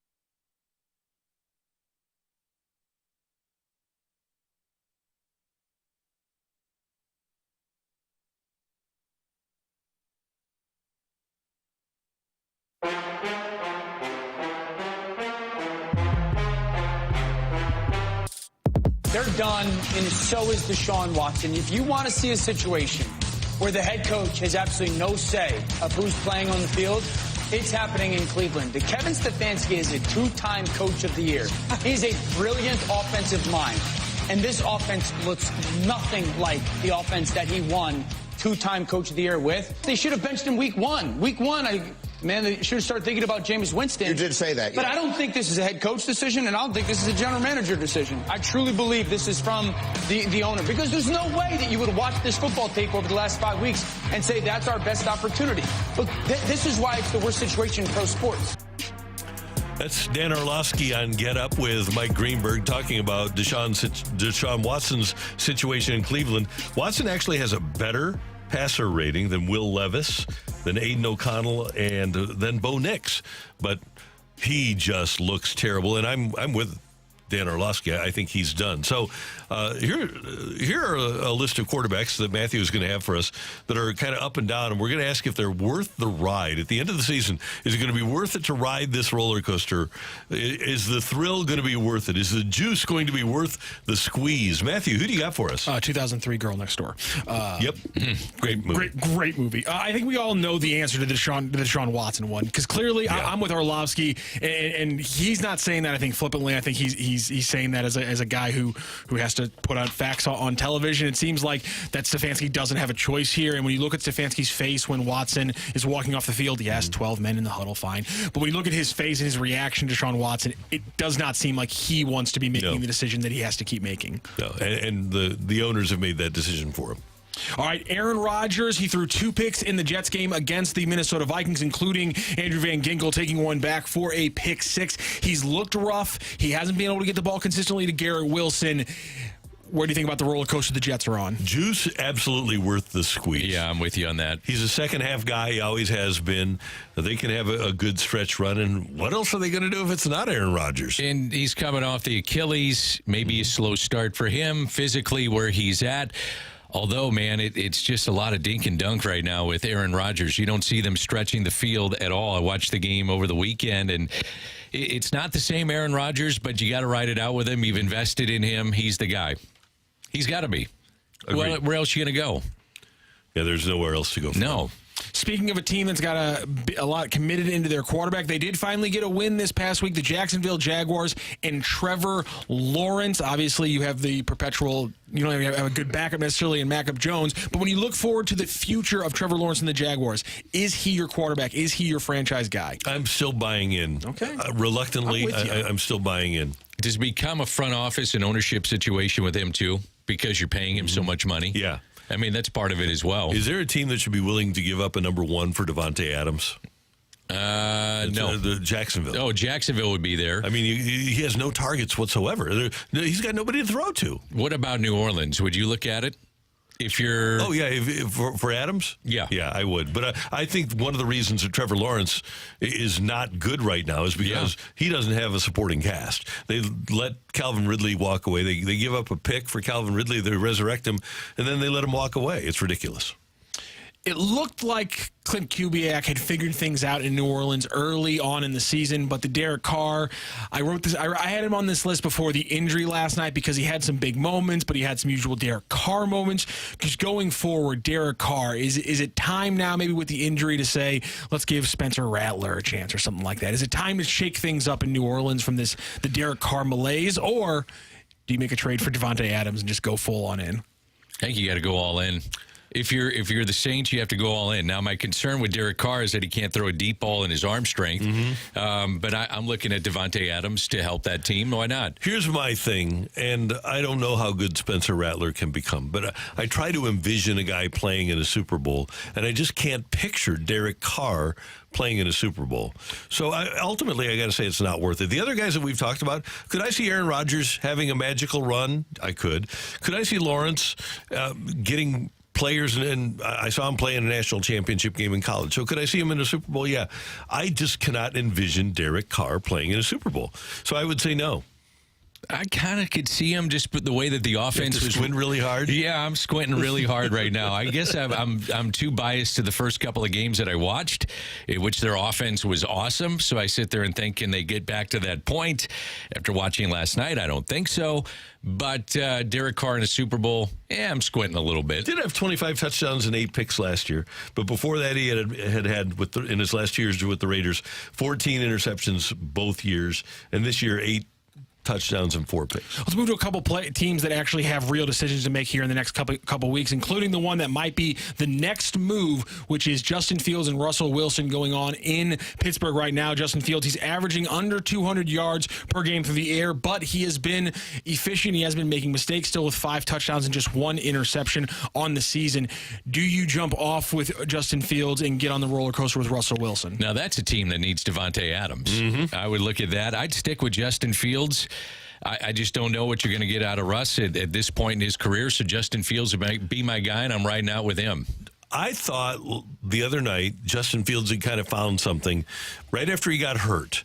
And then he comes back in the game, and he completes 4 straight passes, and he's just dropping back and letting it rip. And somebody there needs to tell him, look, be aggressive when you're throwing the football. For me, there is no comparison here. There's no way I'm letting Russell Wilson play unless Fields gets hurt. Fields is my guy. The 509 came up with an interesting one. Can you picture Trent Dilfer in the Super Bowl? Because that actually happened. That is true. It did, with one of the great defenses in the history of the game. Yeah. Yeah, I don't think that we're confusing the New Orleans Saints with the 2000 Baltimore Ravens. And by the way, Jamal Lewis had 2,000 yards rushing that year, too. And Tony Banks was their starter for the first half of the season. And listen, I know the answer to this one, but if you're the Indianapolis Colts, Joe Flacco. Shouldn't have drafted the guy. Shouldn't have drafted Richards. Immediately, you just go Joe Flacco. Yeah. That's not. But can that be the answer though? With a guy, as Randy just said, that you did draft that high? Can you roll on with Joe Flacco when you actually have a decision between the two of them? You Let can't. Richardson Can you? sit. You can't though. Can Let him you? sit and watch. Give me Joe Flacco. Here's the thing that happens with guys, and it drives me crazy. Poor Anthony Richardson. He's 6'4" and 244, and they draft him. They say, "Oh, he looks like Cam Newton." Cam Newton led a college team to a national championship. Put it on his shoulders and led a team to a national championship. Anthony Richardson couldn't beat Mizzou. He played, 6 games since his senior year in high school or whatever it was, and you're enthralled with the body and with the arm strength and with the athleticism. I get that. Yeah, I think he had played in his 18th start since high school. Yeah, 18th start, whatever it was. When he got injured. I think you let him sit and watch Joe Flacco. Flacco has been awesome. I'd like to manage against you. Okay. And then one other one. Speaking of forcing rookie quarterbacks, this one isn't really a decision because it looks like Gerard Mayo is going to pull the trigger, bench Jacoby Brissett, and move to Drake May. To your point, Randy, I think that is just a perfect example of the problem with young quarterbacks in the NFL, because when you have a plan which is the guy's not ready, we're going to let a other quarterback take the hits because we're not going to put this guy in a bad situation, and then you have a couple bad games, your offense completely stalls out, and then you panic, make the move, and now you're going to put Drake May, your rookie quarterback, in the worst possible situation. I don't understand what the Patriots are doing, and I think it's a huge mistake. I'm with you. You let somebody else, you pay that guy to take a beating. Yeah. So let Drake May sit for a year, watch, and then put him back out there or let him have a chance next year. Brissett has suffered 17 sacks, third most in the league. Don't let Drake May get beat up. No. Don't let him become David Carr. And then you get buried. You're Bryce Young. Right. And then all of a sudden you have problems and you can't get back on track. Yeah, I'm with you. Jacoby Brissett. That would be who I'd go with. Yeah, and let the other guy sit. And, hey, there was a method to the madness, and I don't understand why more teams don't do this. Before Dick Vermeil got a quarterback, he got an offensive line. Right? He went out and traded for Orlando Pace. They go out and sign Zimmerman. They develop a young guy like Newton. They had Fred Miller, and they worked with him. You build the offensive line before the quarterback, because if you don't, the quarterback's going to get killed. Well, look at the difference that Caleb Williams had this weekend. Mm-hmm. He was protected and put up numbers. That's the perfect example of what you're talking about. Yep. And that's perfect to say that, because BK said it on the show yesterday, NFL offenses are getting back into their groove where they're dominating their side of the ball again. The quarterbacks are going to become the difference maker again in a way that they weren't in weeks 1, 2, and 3. And so if your quarterback can't be a difference maker, you're going to lose games as the season rolls on. Caleb Williams is getting better. Guys like Justin Fields, Anthony Richardson aren't progressing or maybe even getting worse. That's a bad sign. Well, also the preseason is over. Yep. That's the other thing. First 4 games are like the preseason. They don't play in the actual preseason, so that's another thing to consider moving forward. Lamar Jackson has been sacked 5 times. Josh Allen has been sacked 6. Now, those are mobile guys, but there is a lot to be said for keeping your quarterback upright. By the way, Derek Carr, only 5 sacks this year, too. The St. Louis football Cardinals in 1975 allowed 7 sacks for the whole season. And one of those, by the way, was a bad snap on a field goal, and Roger Worley got tackled behind the line of scrimmage. Yep. So that still makes Andy Dorff mad. Don't blame him. I don't either. Coming up, do we have a fight? How'd we do in the fight yesterday? Brooke won. Oh, good. Okay, thanks to Brooke. So we need a fighter for the fight. And you can join us. All you have to do is text in 314-399-9646, 314-399. Yo-ho! With your Matthew name. yelling it. Yeah. And the word fight. Screaming. The fight is next on 101 ESPN.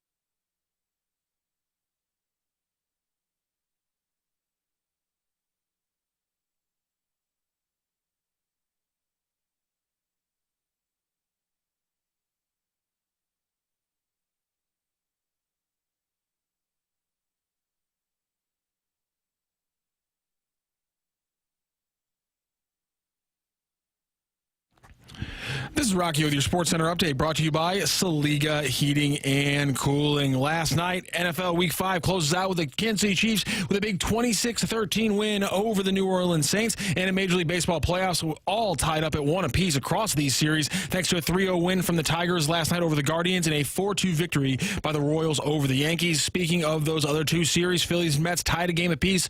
Tonight, Game 3, 4:08 p.m. is first pitch, and then Dodgers-Padres Game 3, 8:08 p.m. You can catch the pregame for Dodgers-Padres right here on 101 ESPN at 7:30 p.m. Of course, that comes after the Blues game today, which you can catch always on your home for the St. Louis Blues, 101 ESPN and 101ESPN.com. Puck drop is set for 3:30. Pregame starts 2:30. That is your Sports Center update, brought to you by Saliga Heating and Cooling, an independent American standard heating and air conditioning dealer.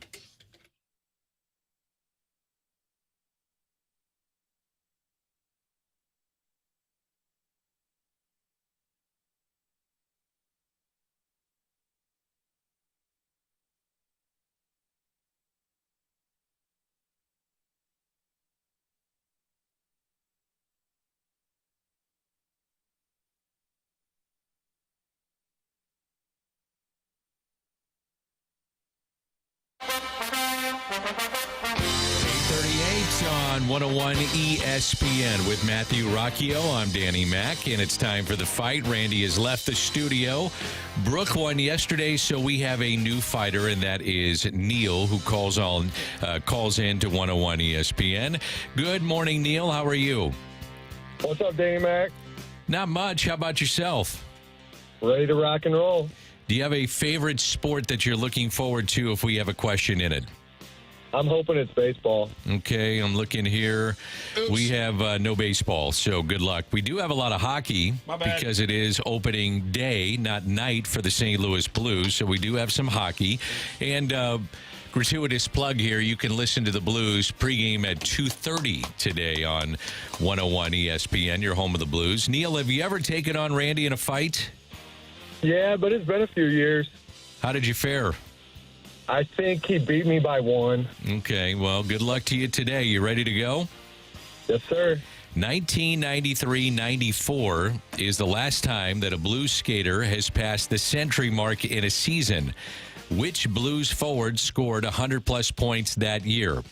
Was it Pierre Turgeon, Brendan Shanahan, or Brett Hull? Brett Hull.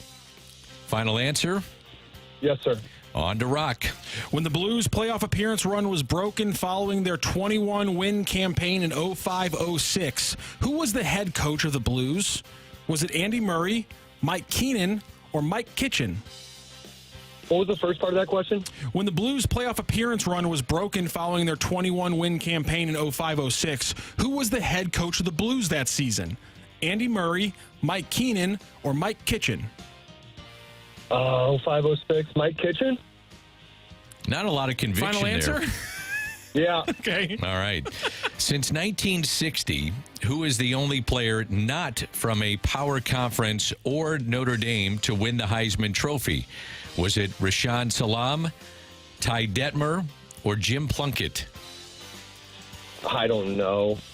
Well, you have a 1 in 3 chance. I love the honesty. I'll take Plunkett. That was fantastic. Jim Plunkett, okay. All right. I'm sure you'll know this one then.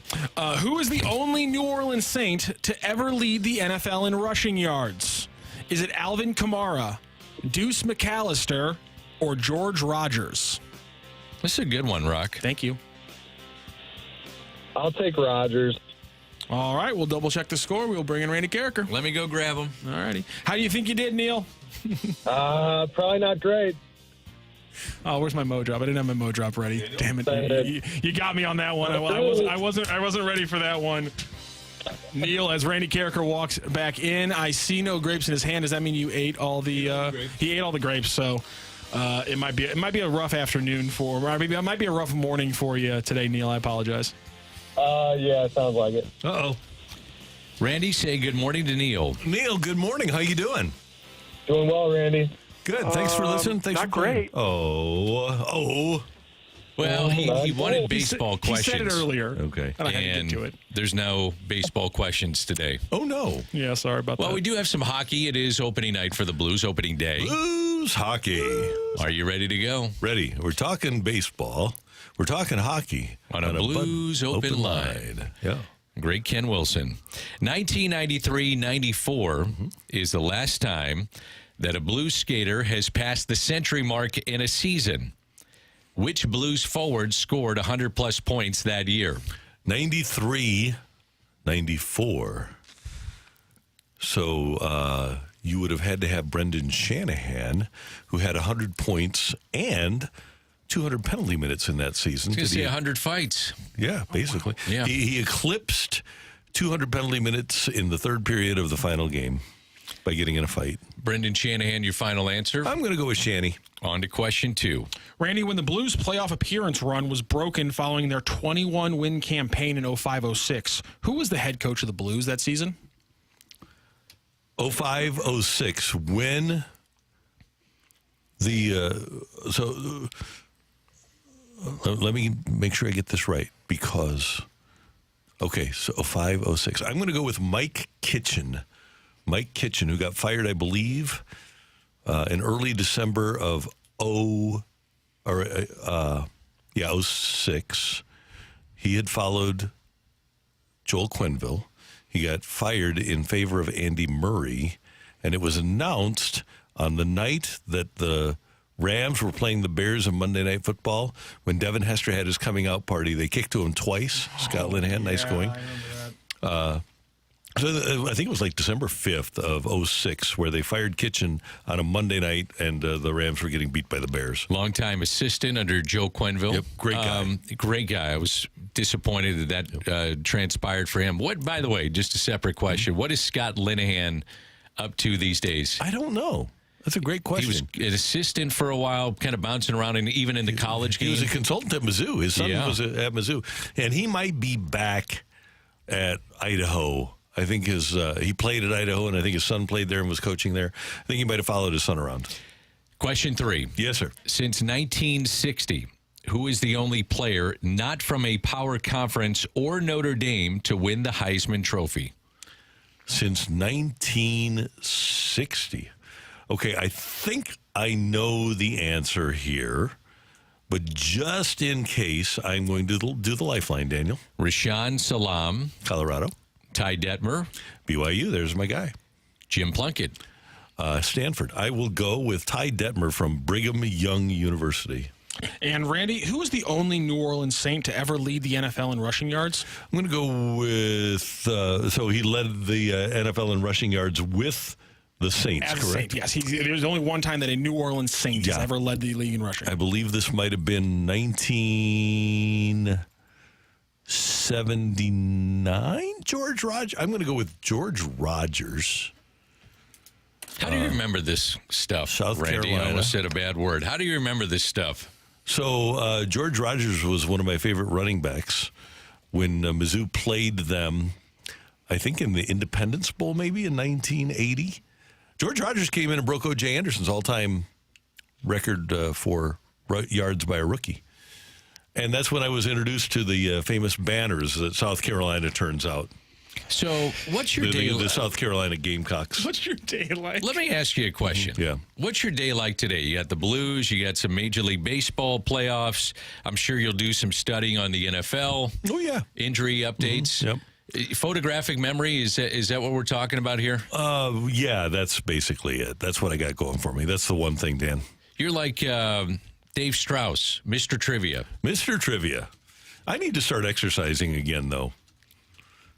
Speaking of Dave Strauss, but no, Easy. I know, but I have not gotten on the treadmill lately. I need to do that. Yeah, you definitely need to do that. Not because of how you look. I want your ticker to be good. Yeah, me too. All right. So I'll work on it for you, Dan. All right, Matthew, go ahead. We have a winner in today's fight. Neil taking on Randy Carricker. Is he able to walk away with a victory here on a Tuesday against Megamind? Ring that bell. Crazy, folks. Go crazy. The winner and still champion of the fight, Randy Carricker. I'm sorry, Neil. You heard Mr. Buck there, and that means that Randy Carricker hit the jack, and he beat you 4-2 in today's fight. He It's all good. Thanks, guys. Enjoy the show. Thank you very much. Appreciate Thank you it. very much. Thanks for joining, Neil. Let's go through the questions and answers. 1993-94 is the last time a Blues skater has passed the century mark in a season. There was a lot of those century mark seasons for Blues skaters in the early 90s. A lot of Oates, a lot of Holy, but that was not a season where Holy did it. In fact, his last year hitting 100 points was the season. Prior to that, it was Brendan Shanahan who led the Blues that season with 106 points. Holy was just behind him, I believe, 87 that year, off the top of my head. When the Blues playoff appearance run was broken following their 21-win campaign, which, of course, followed the lost season of 04-05. In 05-06, the head coach was, in fact, Mike Kitchen, who, Randy, you hit it right on the head. He was fired 28 games into the 2006 season, which puts us right around December the 8th. There we go. I believe they played the Blackhawks on the 9th. I had the schedule in front of me, but then I pulled up George Rogers' stats. Since 1960, he was the only player not from a power conference or Notre Dame to win the Heisman Trophy. He is, in fact, Ty Detmer. A lot of people get confused. Andre Ware, when he won in 1989 at Houston. Houston was part of the Southwestern Conference at the time, which was a power conference. When we talked about that yesterday with BK, when we discovered that since Detmer won in 1980 or 1990, yeah. You're looking at Steve McNair, third, who finished third out of Alcorn State, Colt Brennan, who finished third out of Hawaii, and Lynch, the quarterback out of NIU a few years ago. And then those guys all finished third. Marshall Falk finished second, the highest ever non-power conference finish in the last 30 or so years was Marshall Falk when he finished second in the Heisman voting. And who was the only New Orleans Saint to ever lead the NFL in rushing yards? Randy, you were just off by a couple of years. He won the Heisman Trophy in 1980. You were correct, though, in 1981 as a rookie in the NFL. He led the NFL in rushing with 1,674 yards, which you are correct, broke O.J. Anderson's record for the most yards by a rookie in their rookie season. So George Rogers, the only running back, and that question was partially because I wanted to have a Saints question in, but partially and more so because I have never gotten to use Deuce McAllister as an option, and I've been waiting for it. Oh, that's a good one. So a 4-2 win for Neil, or for Randy in the fight today. Neil, thank you so much for joining the fight and joining the show. He's gone. Okay, all right, thanks, Neil. Thank you. And by the way, our friend Big Frank points out that it was a Hall of Fame Bowl that George Rogers played against Mizzou in back in 1980. And for people that don't know, let's tell everybody who Big Frank is. Big Frank is a buddy. He's been a friend forever. For both of us. Yeah, and he knows more about sports than I do. Is that right? Yep. Big Frank, longtime engineer of Live at Shannon's, too. Yep, he was, and worked at Anheuser-Busch for a long time, and now retired and keeping his dog healthy. George Rogers had 7 years in the NFL. He had 4,000-yard seasons and finished with 7,100 yards. And was retired by 30. Wow, how about that? Damn, that's wild. He was good. Yeah, that stretch there where you had Earl Campbell come into the league and then O.J. Anderson and then George Rogers.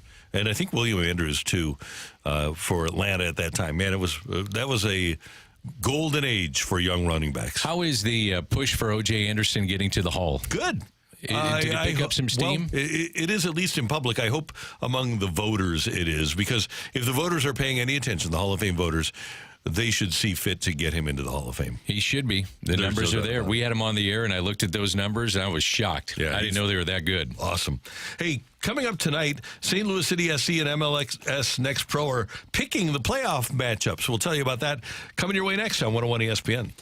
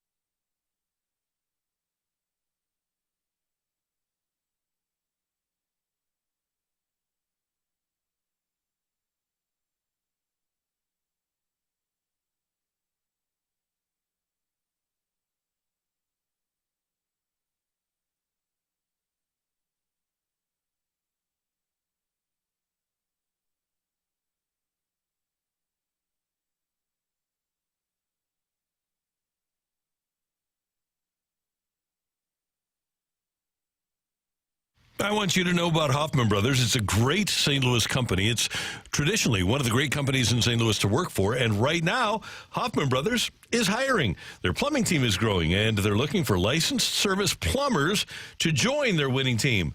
The services they offer are from minor plumbing repairs to plumbing installations, and then water heater repairs and replacements and drains. They offer outstanding benefits, top pay in the industry, and at Hoffman Brothers, you even have the potential for a sign-on bonus. Visit HoffmanBros.com to find out more info. If you'd like to join them and take advantage of paid training in year-round work and a family-friendly environment, a great company culture, and bonus programs as well. And don't forget, right now, at this time of year, the cold weather is right around the corner, and you need to get your furnace checked out by Hoffman Brothers. Give them a call, 314-664-3011, or find them on the web at HoffmanBros.com. If you're having trouble with your system, Hoffman Brothers can fix it. Hoffman Brothers, a Mitsubishi Electric elite contractor. Additional training on products, maintenance, and installation from Hoffman Brothers.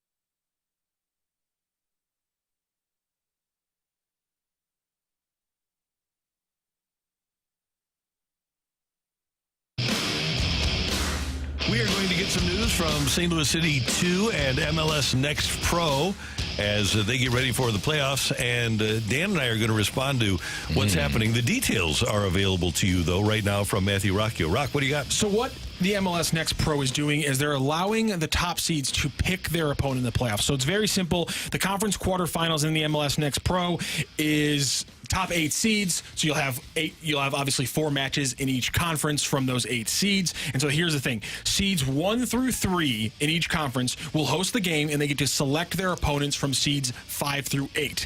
Then the 4 seed will automatically get whatever team is left from teams 5 through 8.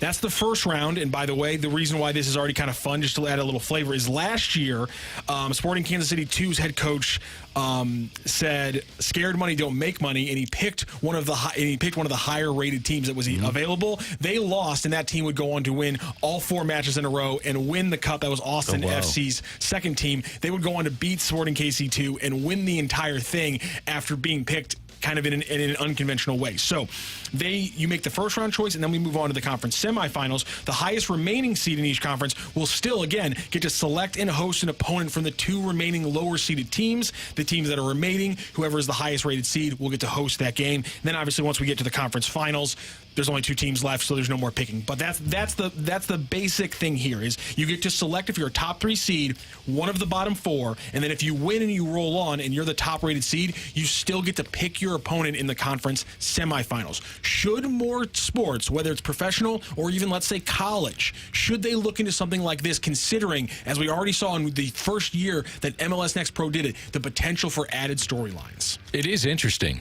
I look at baseball because I think that, first of all, I don't like it in general. I don't. But if you match up better against one of the top seeds, then it makes some sense. Can I ask why, other than just it bucking tradition? Like, why on the face? I don't like to buck tradition. That's 100% your reason. Just 1 against 8. Let's go 2 against 7. That's a tradition. But I look at baseball like if you had a wild card team that had to use their number 1 and number 2, in the previous series, then how you match up against the rest of their rotation would be interesting. Now, because some teams may have to use the wild card, may have to use 1 and 2 just to get in the playoffs. And then all of a sudden I can say, well, I match up better against 3 and 4, so I want to transfer what I'm doing so I have better pitching matchups against my team. That would be one reason that I'd say to reshuffle it as you go along. And the other reason would be injuries that occur during the course of the season.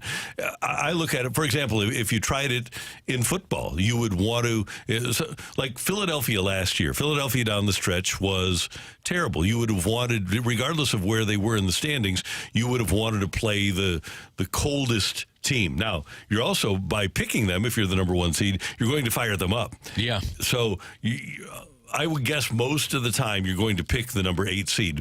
But injuries and how the team is playing at the moment, I think, would play a role. I like the idea. I would be intrigued by it.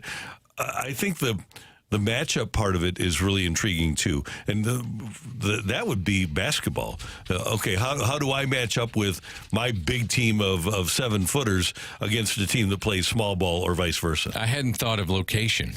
That's a good point. Like going to a cold weather city, and if I'm a passing team, do I really want to be in cold weather? Yeah. You know, that's something to think about. I hadn't thought about that. That's good. So, there's a premium placed on intelligence when you're making a move like there's that. There's a ton. Like yeah. There's a ton. I'm more of a traditionalist, 1 against 8, 2 against 7, so on and so forth. But in baseball, if I got better matchups pitching wise, I'm gonna take the better matchup, even though the team may be a higher seed. And this was close to being reality in the last baseball CBA. It was seriously talked about, and I don't know which side ultimately shot it down, but there were a lot of people that were really intrigued by the idea of it happening in baseball. I don't know if it's a good enough reason to completely change your playoff format, but the other thing here is the MLS is getting 2 hours of content, and they're broadcasting the selection.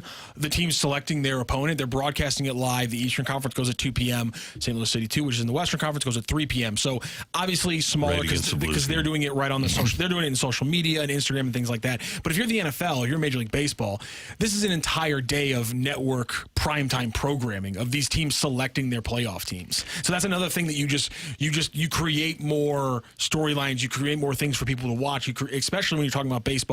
When you take over an umbrella broadcasting kind of thing, these kind of, I want to watch this about baseball, even when it's not a game, that's the kind of programming you need to take that next step. What channel is it on? For the selection thing. Oh, for the soccer, it's on their social medias. Oh, okay. Because they don't have a locked-in channel. Right. That's what I was wondering. It's on their league website, broadcasting live, and on their X and Instagram channels. But my point is that if the other leagues, they all have these big things that they can use on national television. Yeah. So to have another whole day where people are watching you, and then have an entire week where people are then talking about the storylines that you just created because, they selected this team, they're going to have a chip on their shoulder. That's what you need. There's a reason why the NFL took over. You know, I could see a lower seed being a wild card team and being the hottest team in baseball, and you don't want to face them. Mm-hmm. I mean, that's the other thing. I mean, they're playing playoff baseball anyway in the regular season just to get in. Detroit, great example. And you say, you know what? They got Tarek Skubal and they're hot. I don't think I want to face them. Right. I'd rather have the teams like the Royals would. I don't know that you really want to face them either, but you'd rather have them than Skubal. Yeah. No doubt about it. And I would also say the Royals down the stretch, that had been the team that you want to face. They weren't very good. Right. They struggled in the final month. And I'd rather have this than an expanded playoffs, just off the top. I mean, obviously we're never going to go backwards in playoffs now that we have expanded playoffs, but I would like this way to generate more intrigue than just being like, let's throw in 2 teams that are barely 500 and see if they can make some chaos. Coming up here on 101 ESPN. That was good. I like that. Yeah, cool idea. Rush Hour Reset coming your way next on 101 ESPN.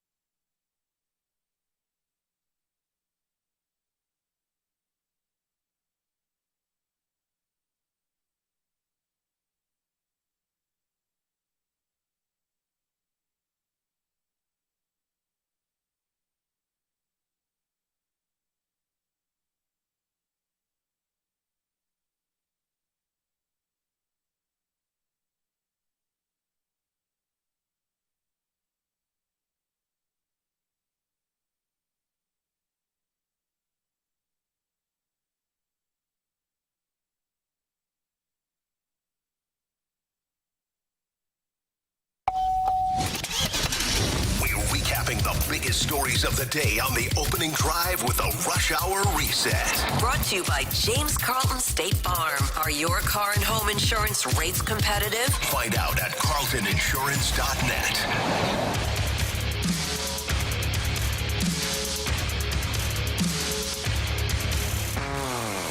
Blues just announced that 71 games will be on Bally Sports this season. We're going to talk to Blues President Chris Zimmerman in just a few minutes here on 101 ESPN, but it's time for the Rush Hour Reset at 9:06. Time check brought to you by Clarkson Jewelers, an officially licensed Rolex jeweler. The Blues do open up their campaign for 2024-2025 tonight. This afternoon, actually, 3:30, and that's an ESPN television game, 2:30 pregame here on 101 ESPN. And the roster, if you're wondering, really no surprises, with the exception of Zach Bolduc not making this initial roster. We'll see plenty of him, I'm sure, throughout the season. Salary cap constraints. The Blues will be just under the NHL's $88 million cap. Zach Dean was reassigned to Springfield. Fosca will center the fourth line. Should we give the lines? Sure. Okay. Holloway, Thomas, Neighbors. Texier, Buchnevich, Kyrou. Matthew Joseph, Shen at center, Kapanen on the right wing, Torbchenko, Fosca, and Nathan Walker. So those are your lines. And correct me if I'm wrong. Defensively, Letty, Parayko, so they're back together like last year. Broberg and Falk. Suter and Kessel. I think that's going to be a fun defensive pairing. I agree. And P.O. Joseph and Perinovich. So better speed, I think, this year. Buchnevich at center, that's a question. Health of Justin Falk, that's something you have to look at. The top line, can they match up with other top lines? It's something I think about. Neighbors, we haven't even really talked about Jake Neighbors. Can he get to 30 goals? I mean, teams are going to be focused on him this year. And then Jordan Bennington, can he be Jordan Bennington? If you get those things to go your way, I think you might be talking about a playoff team here this season. Is Robert Thomas that good that he can both spearhead offensive and defensively a top line in the NHL? Like, I know he's incredible, but I mean, he's got to be the guy who's getting all the points, and then he also has to be the other side. He's got to be the Patrice Bergeron on the other side and be the number one center, taking on other teams' number one centers. Can a guy that young have that much on his plate for an entire season? That seems a little bit extreme. Well, that's what the great ones do, though. Yeah. And I think he can. Yeah, he showed it last year. He's got to be going against the other team's top line. Anyway. And that's my thing is the wingers that he's with, Neighbors and Holloway. How much? I mean, how much 200-foot help is he going to be getting from those guys? I don't know enough about Holloway's game to know what kind of 200-foot game he has, but it just seems like when you think about the wingers he also has, combine it with the defensive responsibilities he'll have, that just seems like a tall order, and it'll be interesting to see if that first line can live up to it. Baseball playoffs continue tonight. We have Game 3 between the Dodgers and Padres. That series even at a game apiece. We have the pregame for you at 7:30 here on 101 ESPN. That will be fun. Yeah. Breaking news here. Adam Schefter from ESPN sources, the Jets have fired head coach Robert Saleh. Wow. Aaron Rodgers fired him. I guess the wrong roller coaster out of the New York Jets today. I thought it might be a little bit quarterback coaster, but yep. Schefter, Robert Saleh has been fired by the New York Jets. What's he going to do with all those receipts that he had? Cash them in, baby. I have a question for you guys. This is from Howie Rose, the longtime radio broadcaster of the Mets. He says, has anyone ever said anything remotely interesting or noteworthy during a postseason in-game TV interview that merits taking our attention the slightest bit away from, the game? I kind of like him. I like him. Me personally, I wish they would get the starter after he comes out. I think that would be more maybe prevalent to the game. I'd like to hear from the guy that hits a home run.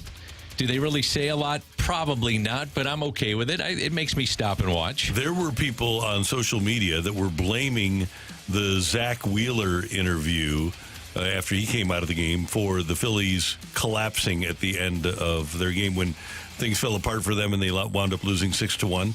Yeah.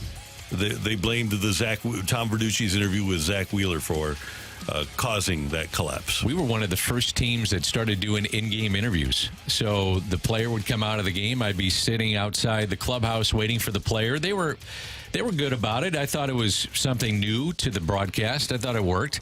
The thing I don't like is the win probability graphic. That drives me crazy. Oh, yeah, because we can come up with that ourselves. Absolutely. I mean, you have no idea what's about to happen. By the way, Major League Baseball, first time in the division series history that all 4 series are tied at 1 apiece. Detroit-Cleveland was just a great game last night. Emmanuel Clase, guys, has an ERA plus of 6.74, and the average is 100. So ERA plus, if you're wondering, takes a player's ERA, kind of normalizes it across the entire league, accounts for like external factors like ballparks and opponents.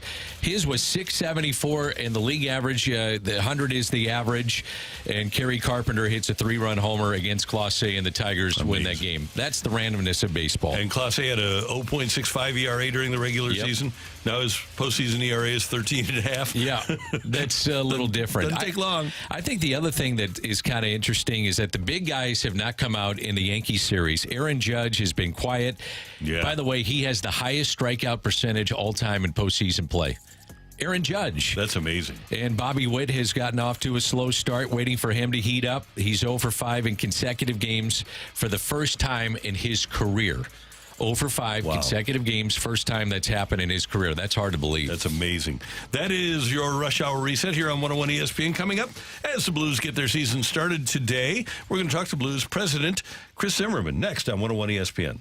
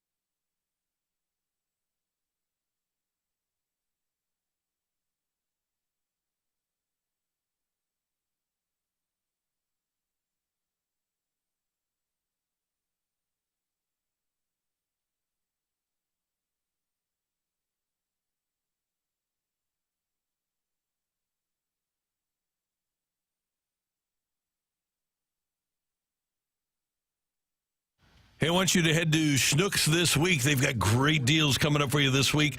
Starting tomorrow, certified Angus beef T-bone steak. A value pack is just $8.99 a pound for a beautiful T-bone steak from the butcher at Schnucks. Plus, you can choose great apples, Fuji apples, Gala apples, Granny Smith, or Red Delicious, just 99 cents a pound. If you're making that fall apple pie, well, now's the time to do it. And now's the time to get the apples at Schnucks. Plus, sweet potatoes for 99 cents a pound. Hostess delicious multi-pack snacks, the ding-dongs, the ho-hos, just $1.99. Randy loves those. And certified Angus beef porterhouse steak value packs, just $9.99 a pound when you visit Schnucks. Download the Schnucks Rewards app before you go and get 2% back on every single thing that you buy when you go to Schnucks. It really is the only place to go to build your big meal or something small at the deli.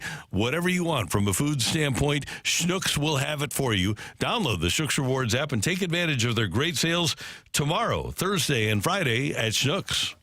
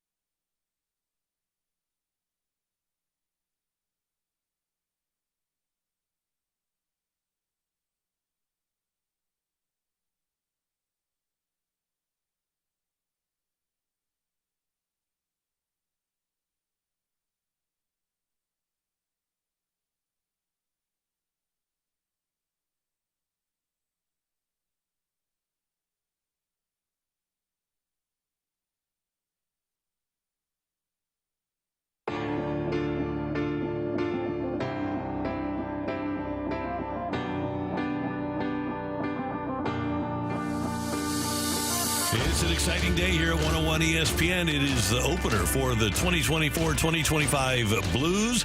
Danny Mac and Randy with you, and the Blues coming your way. 2:30 pregame, 3:30 face-off here on 101 ESPN. We head to the celebrity line, and our friend, Blues President Chris Zimmerman, joins us, and the Blues have some big news this morning. Zim, first of all, thanks for your time. How you doing? I'm doing great. Big day. A lot going on. A lot going on, and we're looking forward to it. Let's start with this, though, because I know there's been a lot of curiosity and, for some people, consternation about where they could find the Blues on TV for this season, and you've got that all nailed down with a release this morning, correct? We certainly do. Yeah, no, it's, I guess I'm going to maybe overstate it slightly, but it's let's just call it business as usual. Our fans will be able to find our games on Bally's Sports Midwest, and we've got the same really production crew, announcers. The team's all back, but ready to go and for a fresh new season. Now, obviously, as in most years, we're also been chosen for a number of national games, including today's actually opening North American game, starting at the very convenient time of 3:30 this afternoon. Chris, what's it like on opening night down there at where you work, and the co-workers and the people surrounded around the Blues? What is today like for you guys? I think of today, and quite honestly, again, next week for the home opener, it's kind of like Christmas. You've just had all of this build up, tons of work for every part of the organization to get to today, and we live for putting on great Blues hockey. We live for being part of a group that wants to get back to the playoffs and ultimately bring the cup back. And so, just as it would be at the start of really any professional team sports, it's a big deal today. Hey, Chris, I know that one of the things the Blues wanted to achieve during the course of this offseason was to get younger and faster, and you sure have a younger and faster team. From a visual standpoint, it looks to me like this is going to be a fun team to watch. Yeah, I think ultimately so much of it is also about how any individual group comes together. And, I think you can – time will tell, but you can feel the energy from, quite honestly, our returning players. about the additions, and I think that there's. I think for this team that they're interested in finding out how good they can be as well, and so that part's exciting. You know, you read some of the experts. They certainly don't. We don't seem to be getting much love from the national pundits and the various rankings and projections for the season. I love that. Make us an underdog and let's go see. Let's go see how far we've come. Chris, when the club signed Holloway and Broberg, what were you hearing from fans in terms of their excitement? And did you see a little uptick in ticket sales when those kind of players are signed? Well, the energy and the excitement, I'd say, is unanimous. I mean, Army and his team pulled off something that's never been done before. You know, to go in and be able to add 2 players through offer sheets from the same team, 2 recent first-round picks, guys who, quite honestly, like many of our other players, are still emerging in terms of the impact that they're going to have over what I think will be a long career. So, yes, without doubt, the market has been really positive that in a time when, we recognize that we still have a pipeline of talent coming along, adding 2 guys that just got the chance to be part of a Stanley Cup Finals team, who are age-wise right in that peak. Those are great additions, and we've seen both from comments, from an uptick in ticket sales, and I think just the people, everyone around the team, that was another shot in the arm as we get ready for this new season. Hey, Chris, am I correct here? I see Torrey Krug on the injured reserve list, but not LTIR. Is that correct? That he's essentially part of the payroll under the cap without the LTIR exemption? Is that correct? Randy, you are definitely going to get me into trouble trying to figure out any type of question like that. Sorry about that. I'm going to plead innocence and ignorance.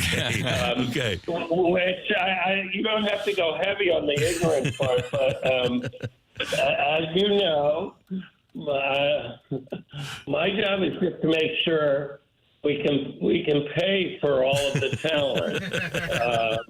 Our Army gets to figure out where they are, where they're going to be, all those good things. Okay, he puts the puzzle together. You just give him the puzzle pieces, and he puts it together. Exactly. I have really clear marching orders. Got it. I want to talk about the opening night pep rally. When the Blues come back, you'll take on the Minnesota Wild for the home opener next Tuesday, October 15th at 6:30 at Enterprise Center. And prior to the opener, the team's going to have an opening night rally, 2:30 to 4:45 at Union Station, part of Face-Off Week, presented by Dobbs Tire and Auto Centers. And that's always a fun thing with the blue carpet that the Blues utilize and getting the players into the building and the passionate fans that are getting ready for the home opener. Yeah, it's always a fun gathering. We'll get, obviously, our announcers out there, some of the alumni. There'll be live music. We want people to take off work, leave school, and focus on what's important next Tuesday afternoon as we get ready for another season. So that's a fun day. I'm gonna give you. I had a fun thing, as you know. Every year we work on how we introduce our team. So the opening video. The theme, the feel that you have as a fan when you're in arena, which obviously we do our best to spread outside the arena as well. I got a preview of the work our team's been doing yesterday, and I'm going to tell you the freshness, the emotion of this, not just its creativity, but even from our players and how they felt. Well, I guess I should be completely honest. It actually brought me to tears. Oh, that's great. So you guys, everybody, I'm usually careful about pre-selling a movie. I'm not trying to oversell. You're asking about how we feel. We are really stoked. How about ticket sales for the season and the season ticket base? How does that look going into this year? It's strong, and it can always be stronger. So we have, last year we sold out 40 of 41 home games. We have a little bit more work to do. The good news for fans is that there's a little bit more availability. We've got new programs out there. Our hat trick subscription ticket plan gives you 3 games a month at a very accessible price. We get to do more with groups. So I'm here to say we're open for business. There's usually October and November. There is a whole section of people who thinks that we actually start the season in January. We'd like to change that, but hey, we're working at it. The building is gonna have great energy. There's no question, and there's lots of great opportunities to come out and see Blues hockey this year. Chris, we're looking forward to it starting this afternoon on ESPN, but Bally will carry 71 games this year, and of course every game is right here on 101 ESPN, and we love the partnership and can't wait to see you next week. Sounds great. All right. Thanks, guys. Thanks, Chris. Take care. Chris Zimmerman, the president of your St. Louis Blues here on 101 ESPN. All right. Looking forward to the opening night video. Yeah. Bring you to tears. I wonder what that's all about. Yeah, there's no doubt. If he cried, I'll cry. You're a crier. Yeah, there's no doubt. What would bring you to tears? I wonder. I'm trying to think. Like, would it be look at the past? Maybe a little. Probably my guess would be that you do a little hyperventilating because it's just so exciting. Would it be a video on Mike Keenan? Might bring you to tears. No, we got to get Coach on. He's written a book. Did he really? Yeah. So we got to get him on. I would love to read the section about the St. Louis Blues. I would too. I assume it's a sequel to How to Make Friends and Influence People. Probably. Coming up next year on 101 ESPN, our buddy John Kelly. We continue the Blues conversation with the TV voice of the Blues next on 101 ESPN.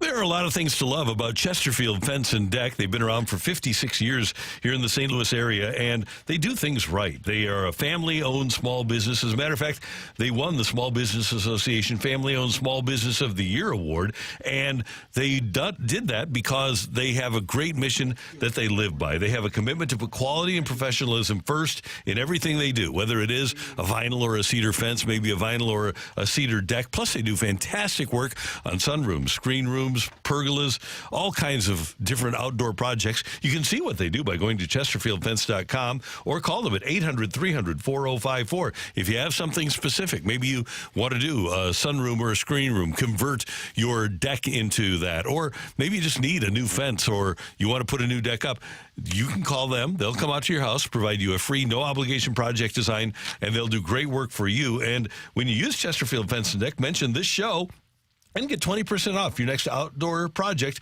installed by Chesterfield Fence and Deck. Again, the number 800-300-4054. Chesterfield Fence and Deck, the sign you have the very best.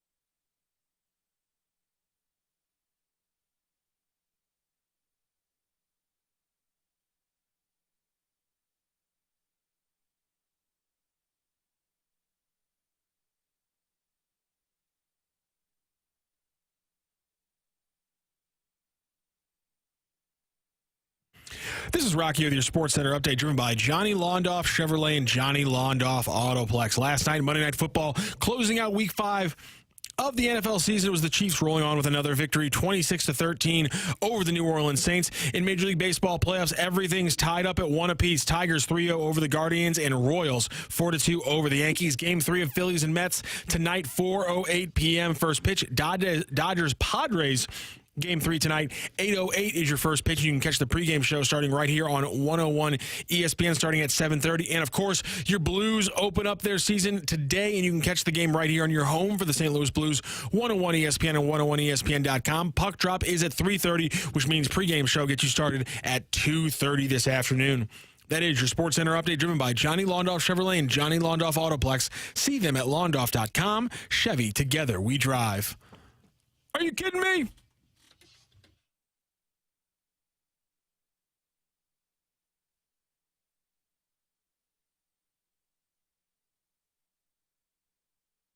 Head into the Blues booth on 101 ESPN. Presented by Boardwalk Hardwood Floors. Find your perfect new floor at boardwalkhardwood.com.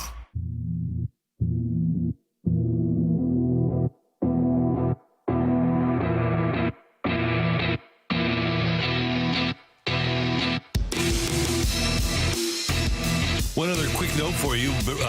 Matthew had mentioned earlier that Robert Saleh has been fired as the head coach of the New York Jets. Their defensive coordinator is Jeff Ulbrich, and he is taking over as the interim head coach. We should note that the Jets' radio color commentator is one Anthony Becht, who would be a great coach for that team. Interesting. As well. Yeah, that's interesting. Blues get things started this afternoon, 2:30 pregame here on 101 ESPN, and a 3:30 faceoff as the Blues take on the Kraken. First two Blues games are ESPN games, so John Kelly is going to get a delayed start, but not with us. JK is with us now on the Celebrity Line on 101 ESPN. Good morning, sir. How you doing?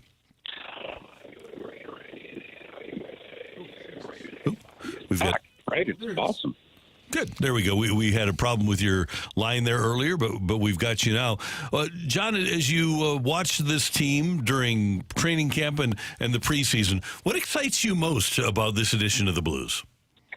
Well, you know, we talked about it last week, Randy and Dan. I think the big thing is the Blues are, I think on paper, a deeper team than they were a year ago, and I think they're a better team, not just up front, but also on defense. Obviously, losing Torrey Krug for the year is a tough blow, but they've added 6 players from last year's team. So that's a significant change. And if you look at the lines that the Blues should use this afternoon in Seattle, there's a new player on every line, at least one. So it could take some time, hopefully not, for this team to come together and gel and find some chemistry. But I think the biggest thing is that I'm excited about the depth of this team. And I think also, as we said last week, and I'm sure you guys have talked about with numerous people and celebrities and commentators, is this team is a much faster team than it was a year ago. So I think those are the things that really excite me about this team.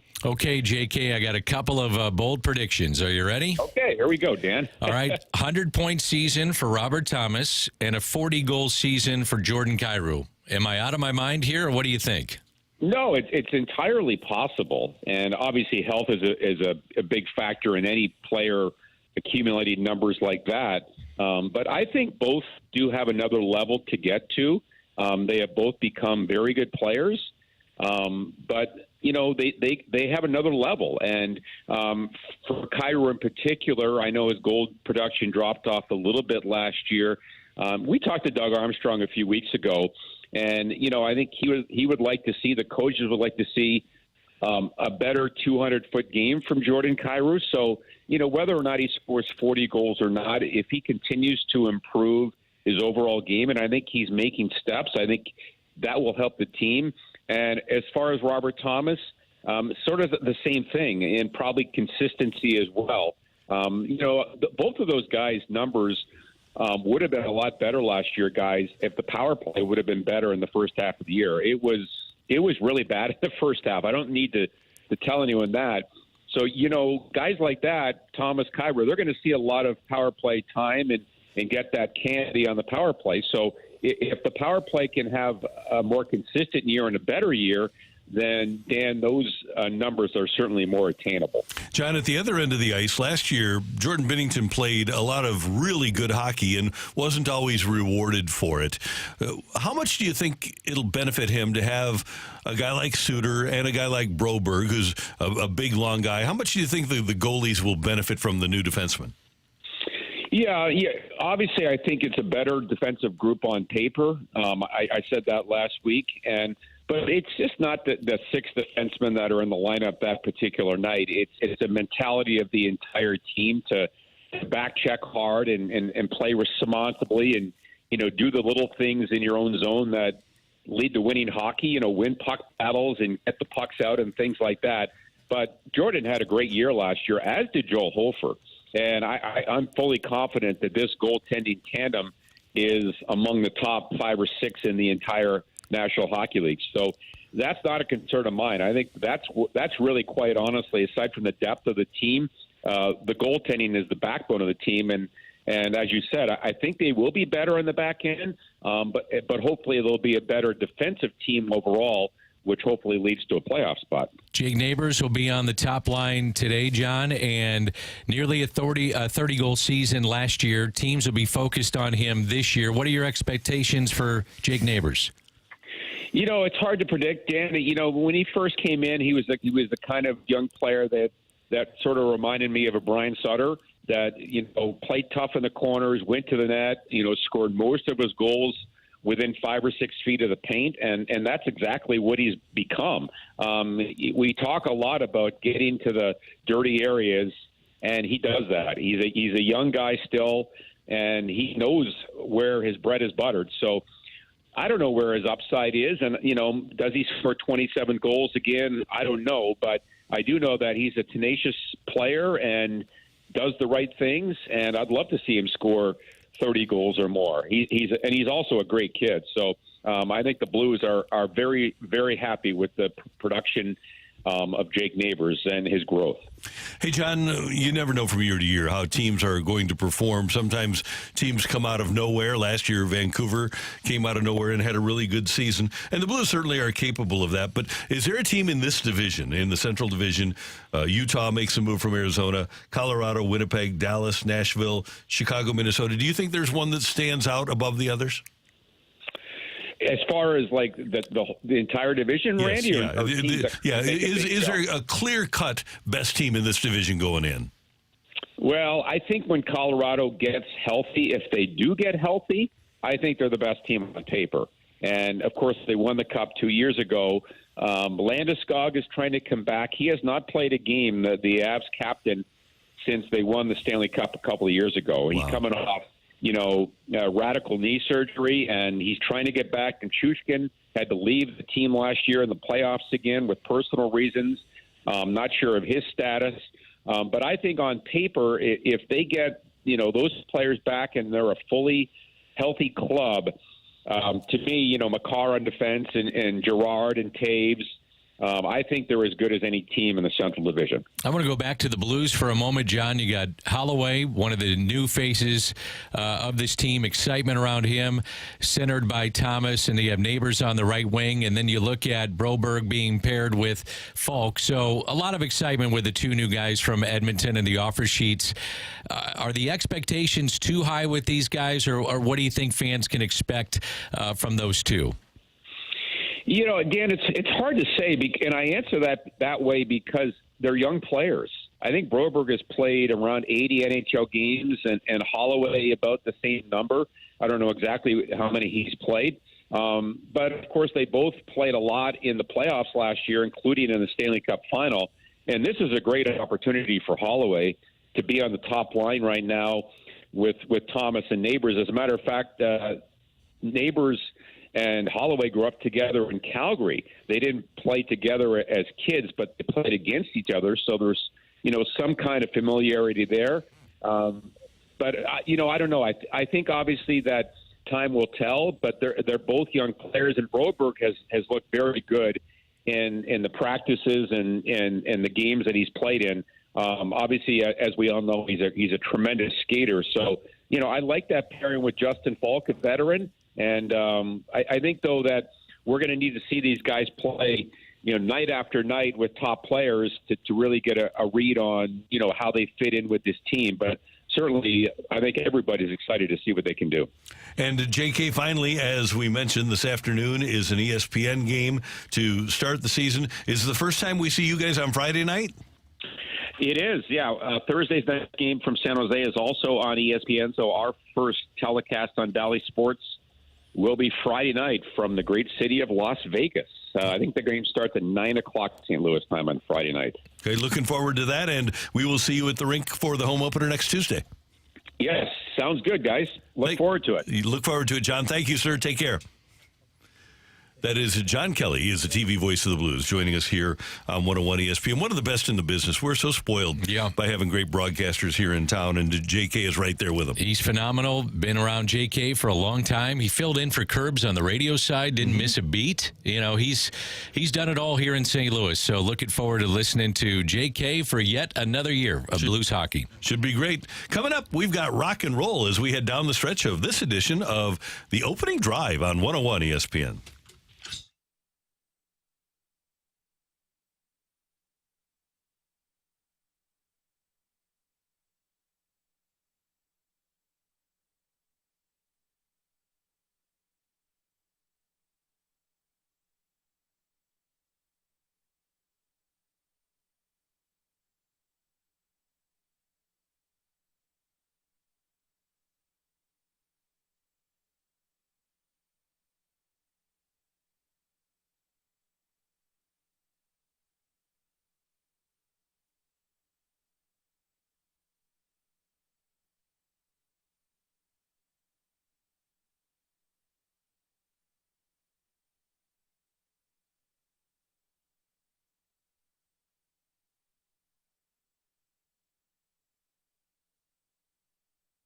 Hey, if you're in the market for selling your home, you need to get in touch with Gloria Liu from Your Home Sold Guaranteed Realty. Gloria's number is 314-325-6888, 314-325-6888, and she is the best in the business in St. Louis when it comes time to sell your home. If you need a reliable agent, she is the one that you need to get to sell your home quickly and for the highest price.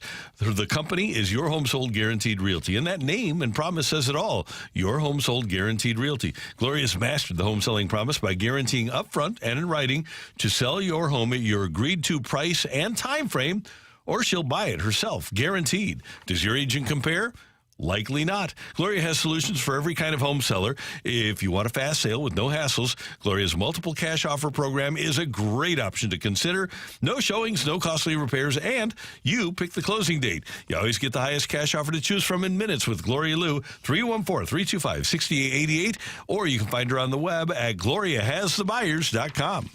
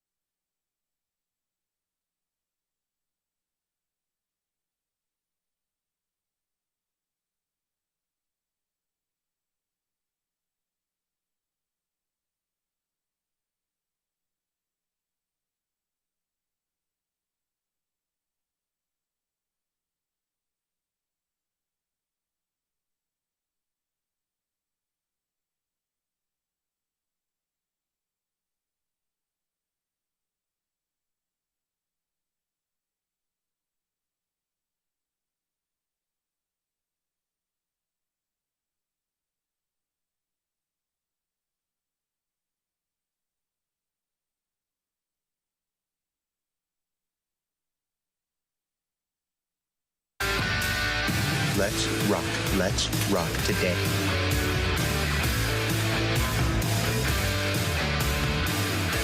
Matthew Rocchio, Danny Mack, Randy Carricker, and it's time for Rock and Roll. Matthew, what do we got? Guys, don't worry. College sports is saved. Okay, good. Some geniuses working in a private equity group have been meeting with college presidents and administrators on campuses, and they have finally figured out college athletics. And thank God that we finally got the smart people, the people who really care about the sport, the private equity guys who've been working for Disney the last 30 years to really fix this thing. Ross Dellinger, who does just an incredible job at Yahoo Sports, tweeted out at 8:07 this morning on X or Twitter, a group of investors and ex-Disney executives have met with ADs at 30 power schools with a pitch. A $9 billion infusion as part of a 70-school football league. Looming over SEC and Big Ten meetings is quote-unquote Project Rudy. The claim, quote-unquote, the claim is everybody will be saved. Of course, if you know enough about college football, you can probably guess and extrapolate that the name is coming from, of course, the ex-Notre Dame legend. How do you say it? Is it Rudiger? Yeah, Rudiger. Rudiger. I always forget how to say the last name. So it's named after him, but essentially the point is to get the Power Four conferences plus Notre Dame, because obviously, together into a 70-school football league. Private equity would come in to help fund the separation from the current contracts and the current situation that would go into it's it. Disney people, i.e. Yes. ESPN people. Three people who have been Just thinking that. Three people who have been working for Disney for the last 25, 15, 10 years, different timelines for all three of them. They have been the main, the guys, walking around the campuses and having these long meetings. There's a lot of stuff in this article. It's a very well-done article by Ross Dellinger.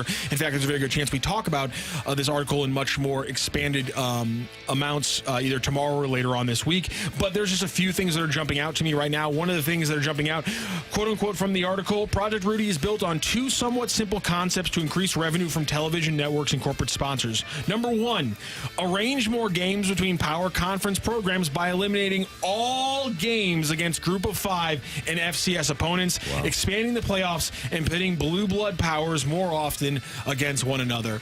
And this is kind of what I was getting at. The problem when you have somebody come in to fix something that doesn't know anything about what they're fixing, they make it worse. And I don't care if we're talking about somebody who doesn't know how to fix a refrigerator, taking it apart and then not being able to put it back together, or a bunch of soulless morons trying to walk into college football and take away the only good things that make it what it is and just replace it with easier avenues to make more money through private equity. These men are charlatans and should be kept as far away from college football and college athletics as they possibly can be. At one point in this explanation, they try to say that part of this is so that we can fix the problem, which is no money is going to go to Olympic sports. Those athletes aren't going to make anything, but college football players are going to make all the money. It's a fun little cute little way to try to pass this off to people as you helping people, but this is private equity getting involved in college sports. We all saw the reports coming out about a month ago that it was going to start happening right out of the gate. Here's what's happening.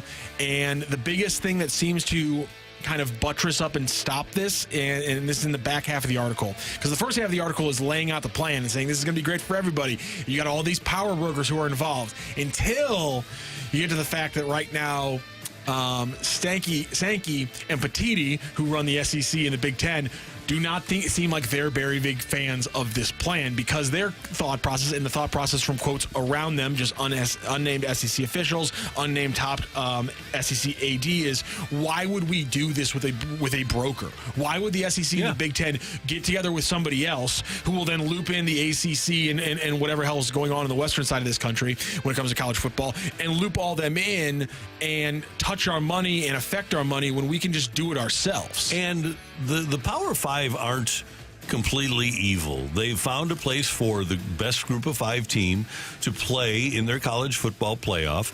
And here's another thing. When we talk about supporting the non-revenue sports, well, one of the things that we do with blood donors, for example, when Lindenwood went into Kansas, they were able to basically subsidize their athletic program for a year by going in and getting that money from KU. If you never have that opportunity for a Lindenwood or an Appalachian State to go in and play the Power Fives, they're going to go broke, because having football programs is expensive. And if you never have the opportunity as a Group of Five to play the big boys and get that $500,000 to $1 million check, then all of a sudden you're out of business. Yeah, and why would the SEC give up what they got going right now? Well, the money from ABC, ESPN.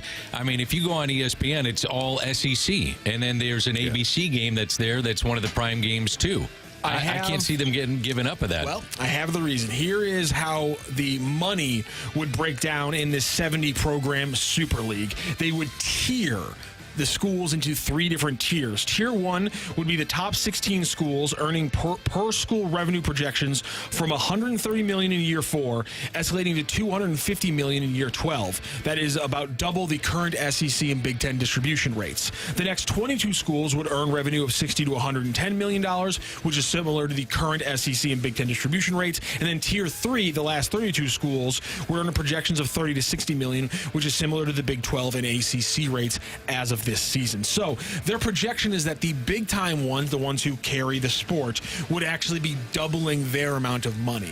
And so they maybe that's how you get Texas, Ohio State, Michigan. That's how you get them involved and say, yeah, you're right. You're sitting pretty at the top of the food chain with 110 million. How about 250 million? That's how you get them involved. And how do you, again, put yourself in the shoes of Missouri.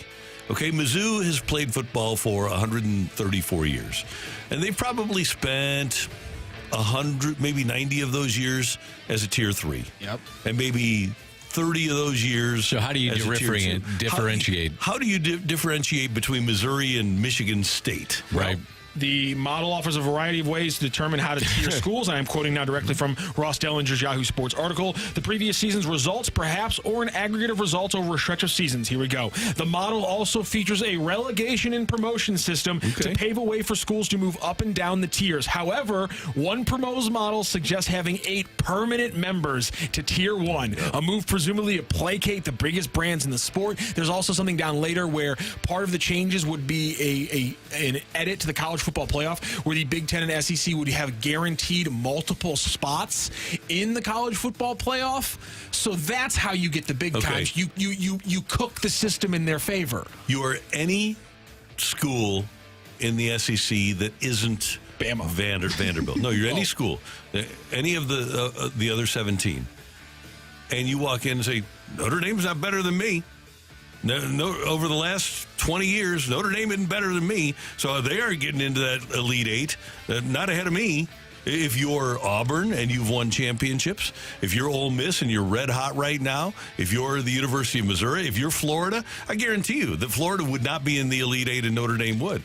And if you're Florida, you say, screw that. Yeah. I also think there's more parity, too, because of the transfer portal and NIL. And so you're going to get more, to Randy's point, more of these schools saying we should be top tier because of the way that they play in recent history. Based so on the next 5 years or something. Yeah, based on last year, Missouri is top tier. Exactly. Right? 100%. They're top 10 in the country. Yeah, they were. So how does that change year by year? Better than Ohio State, by the way. Yeah, well... And minus Marvin Harrison. Here will be my last point from the article. In comments made to Yahoo Sports from SEC Media Football Days in July, Sankey wondered aloud why college athletic administrators would, quote-unquote, cede authority to an outside entity when they can make decisions themselves. Words that now seem squarely directed at this smash capital plan. That's the one behind the Project Rudy. Quote-unquote, any of the ideas identified can actually be decided within a conference or a collection of conferences.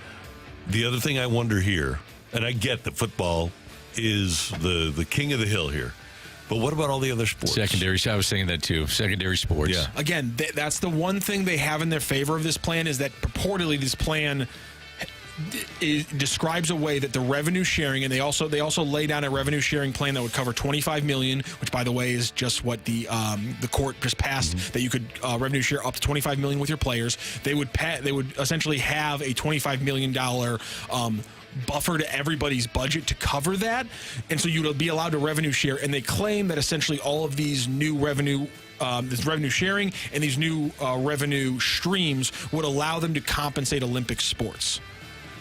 Okay. I wonder who the private equity fund is. Yeah, and I think who's involved in that. Yeah, that's my thing. I think that's it's a nice thing to say, but I honestly think that's them. That's the one thing they're going to say. This is why our thing's better, because we fix the Olympic sport problem that no one else fixes. While the actual reason is the same thing the NCAA has always done. We're going to fix the Olympic sports by a little bit so that everyone else can make a lot more. We'll have more details and more discussion about this tomorrow. Great job today by our producer, audio, video engineer, the one, the only Matthew Rocchio. Thank you, sir. Pleasure. Brooke is out. Hopefully she will be back soon, dealing with some things back in Nashville. Danny, great job as always. Great job. Fun to do the show. It was great. We had a great time with you, and hope you had a great time with us. Blues hockey this afternoon at 2:30, 3:30 face-off. Curbs and Jamie Rivers with the call here on 101 ESPN. We thank you for tuning in, texting in, and being a part of the show. For all of us until tomorrow morning at 7. Have a great Taco Tuesday, St. Louis.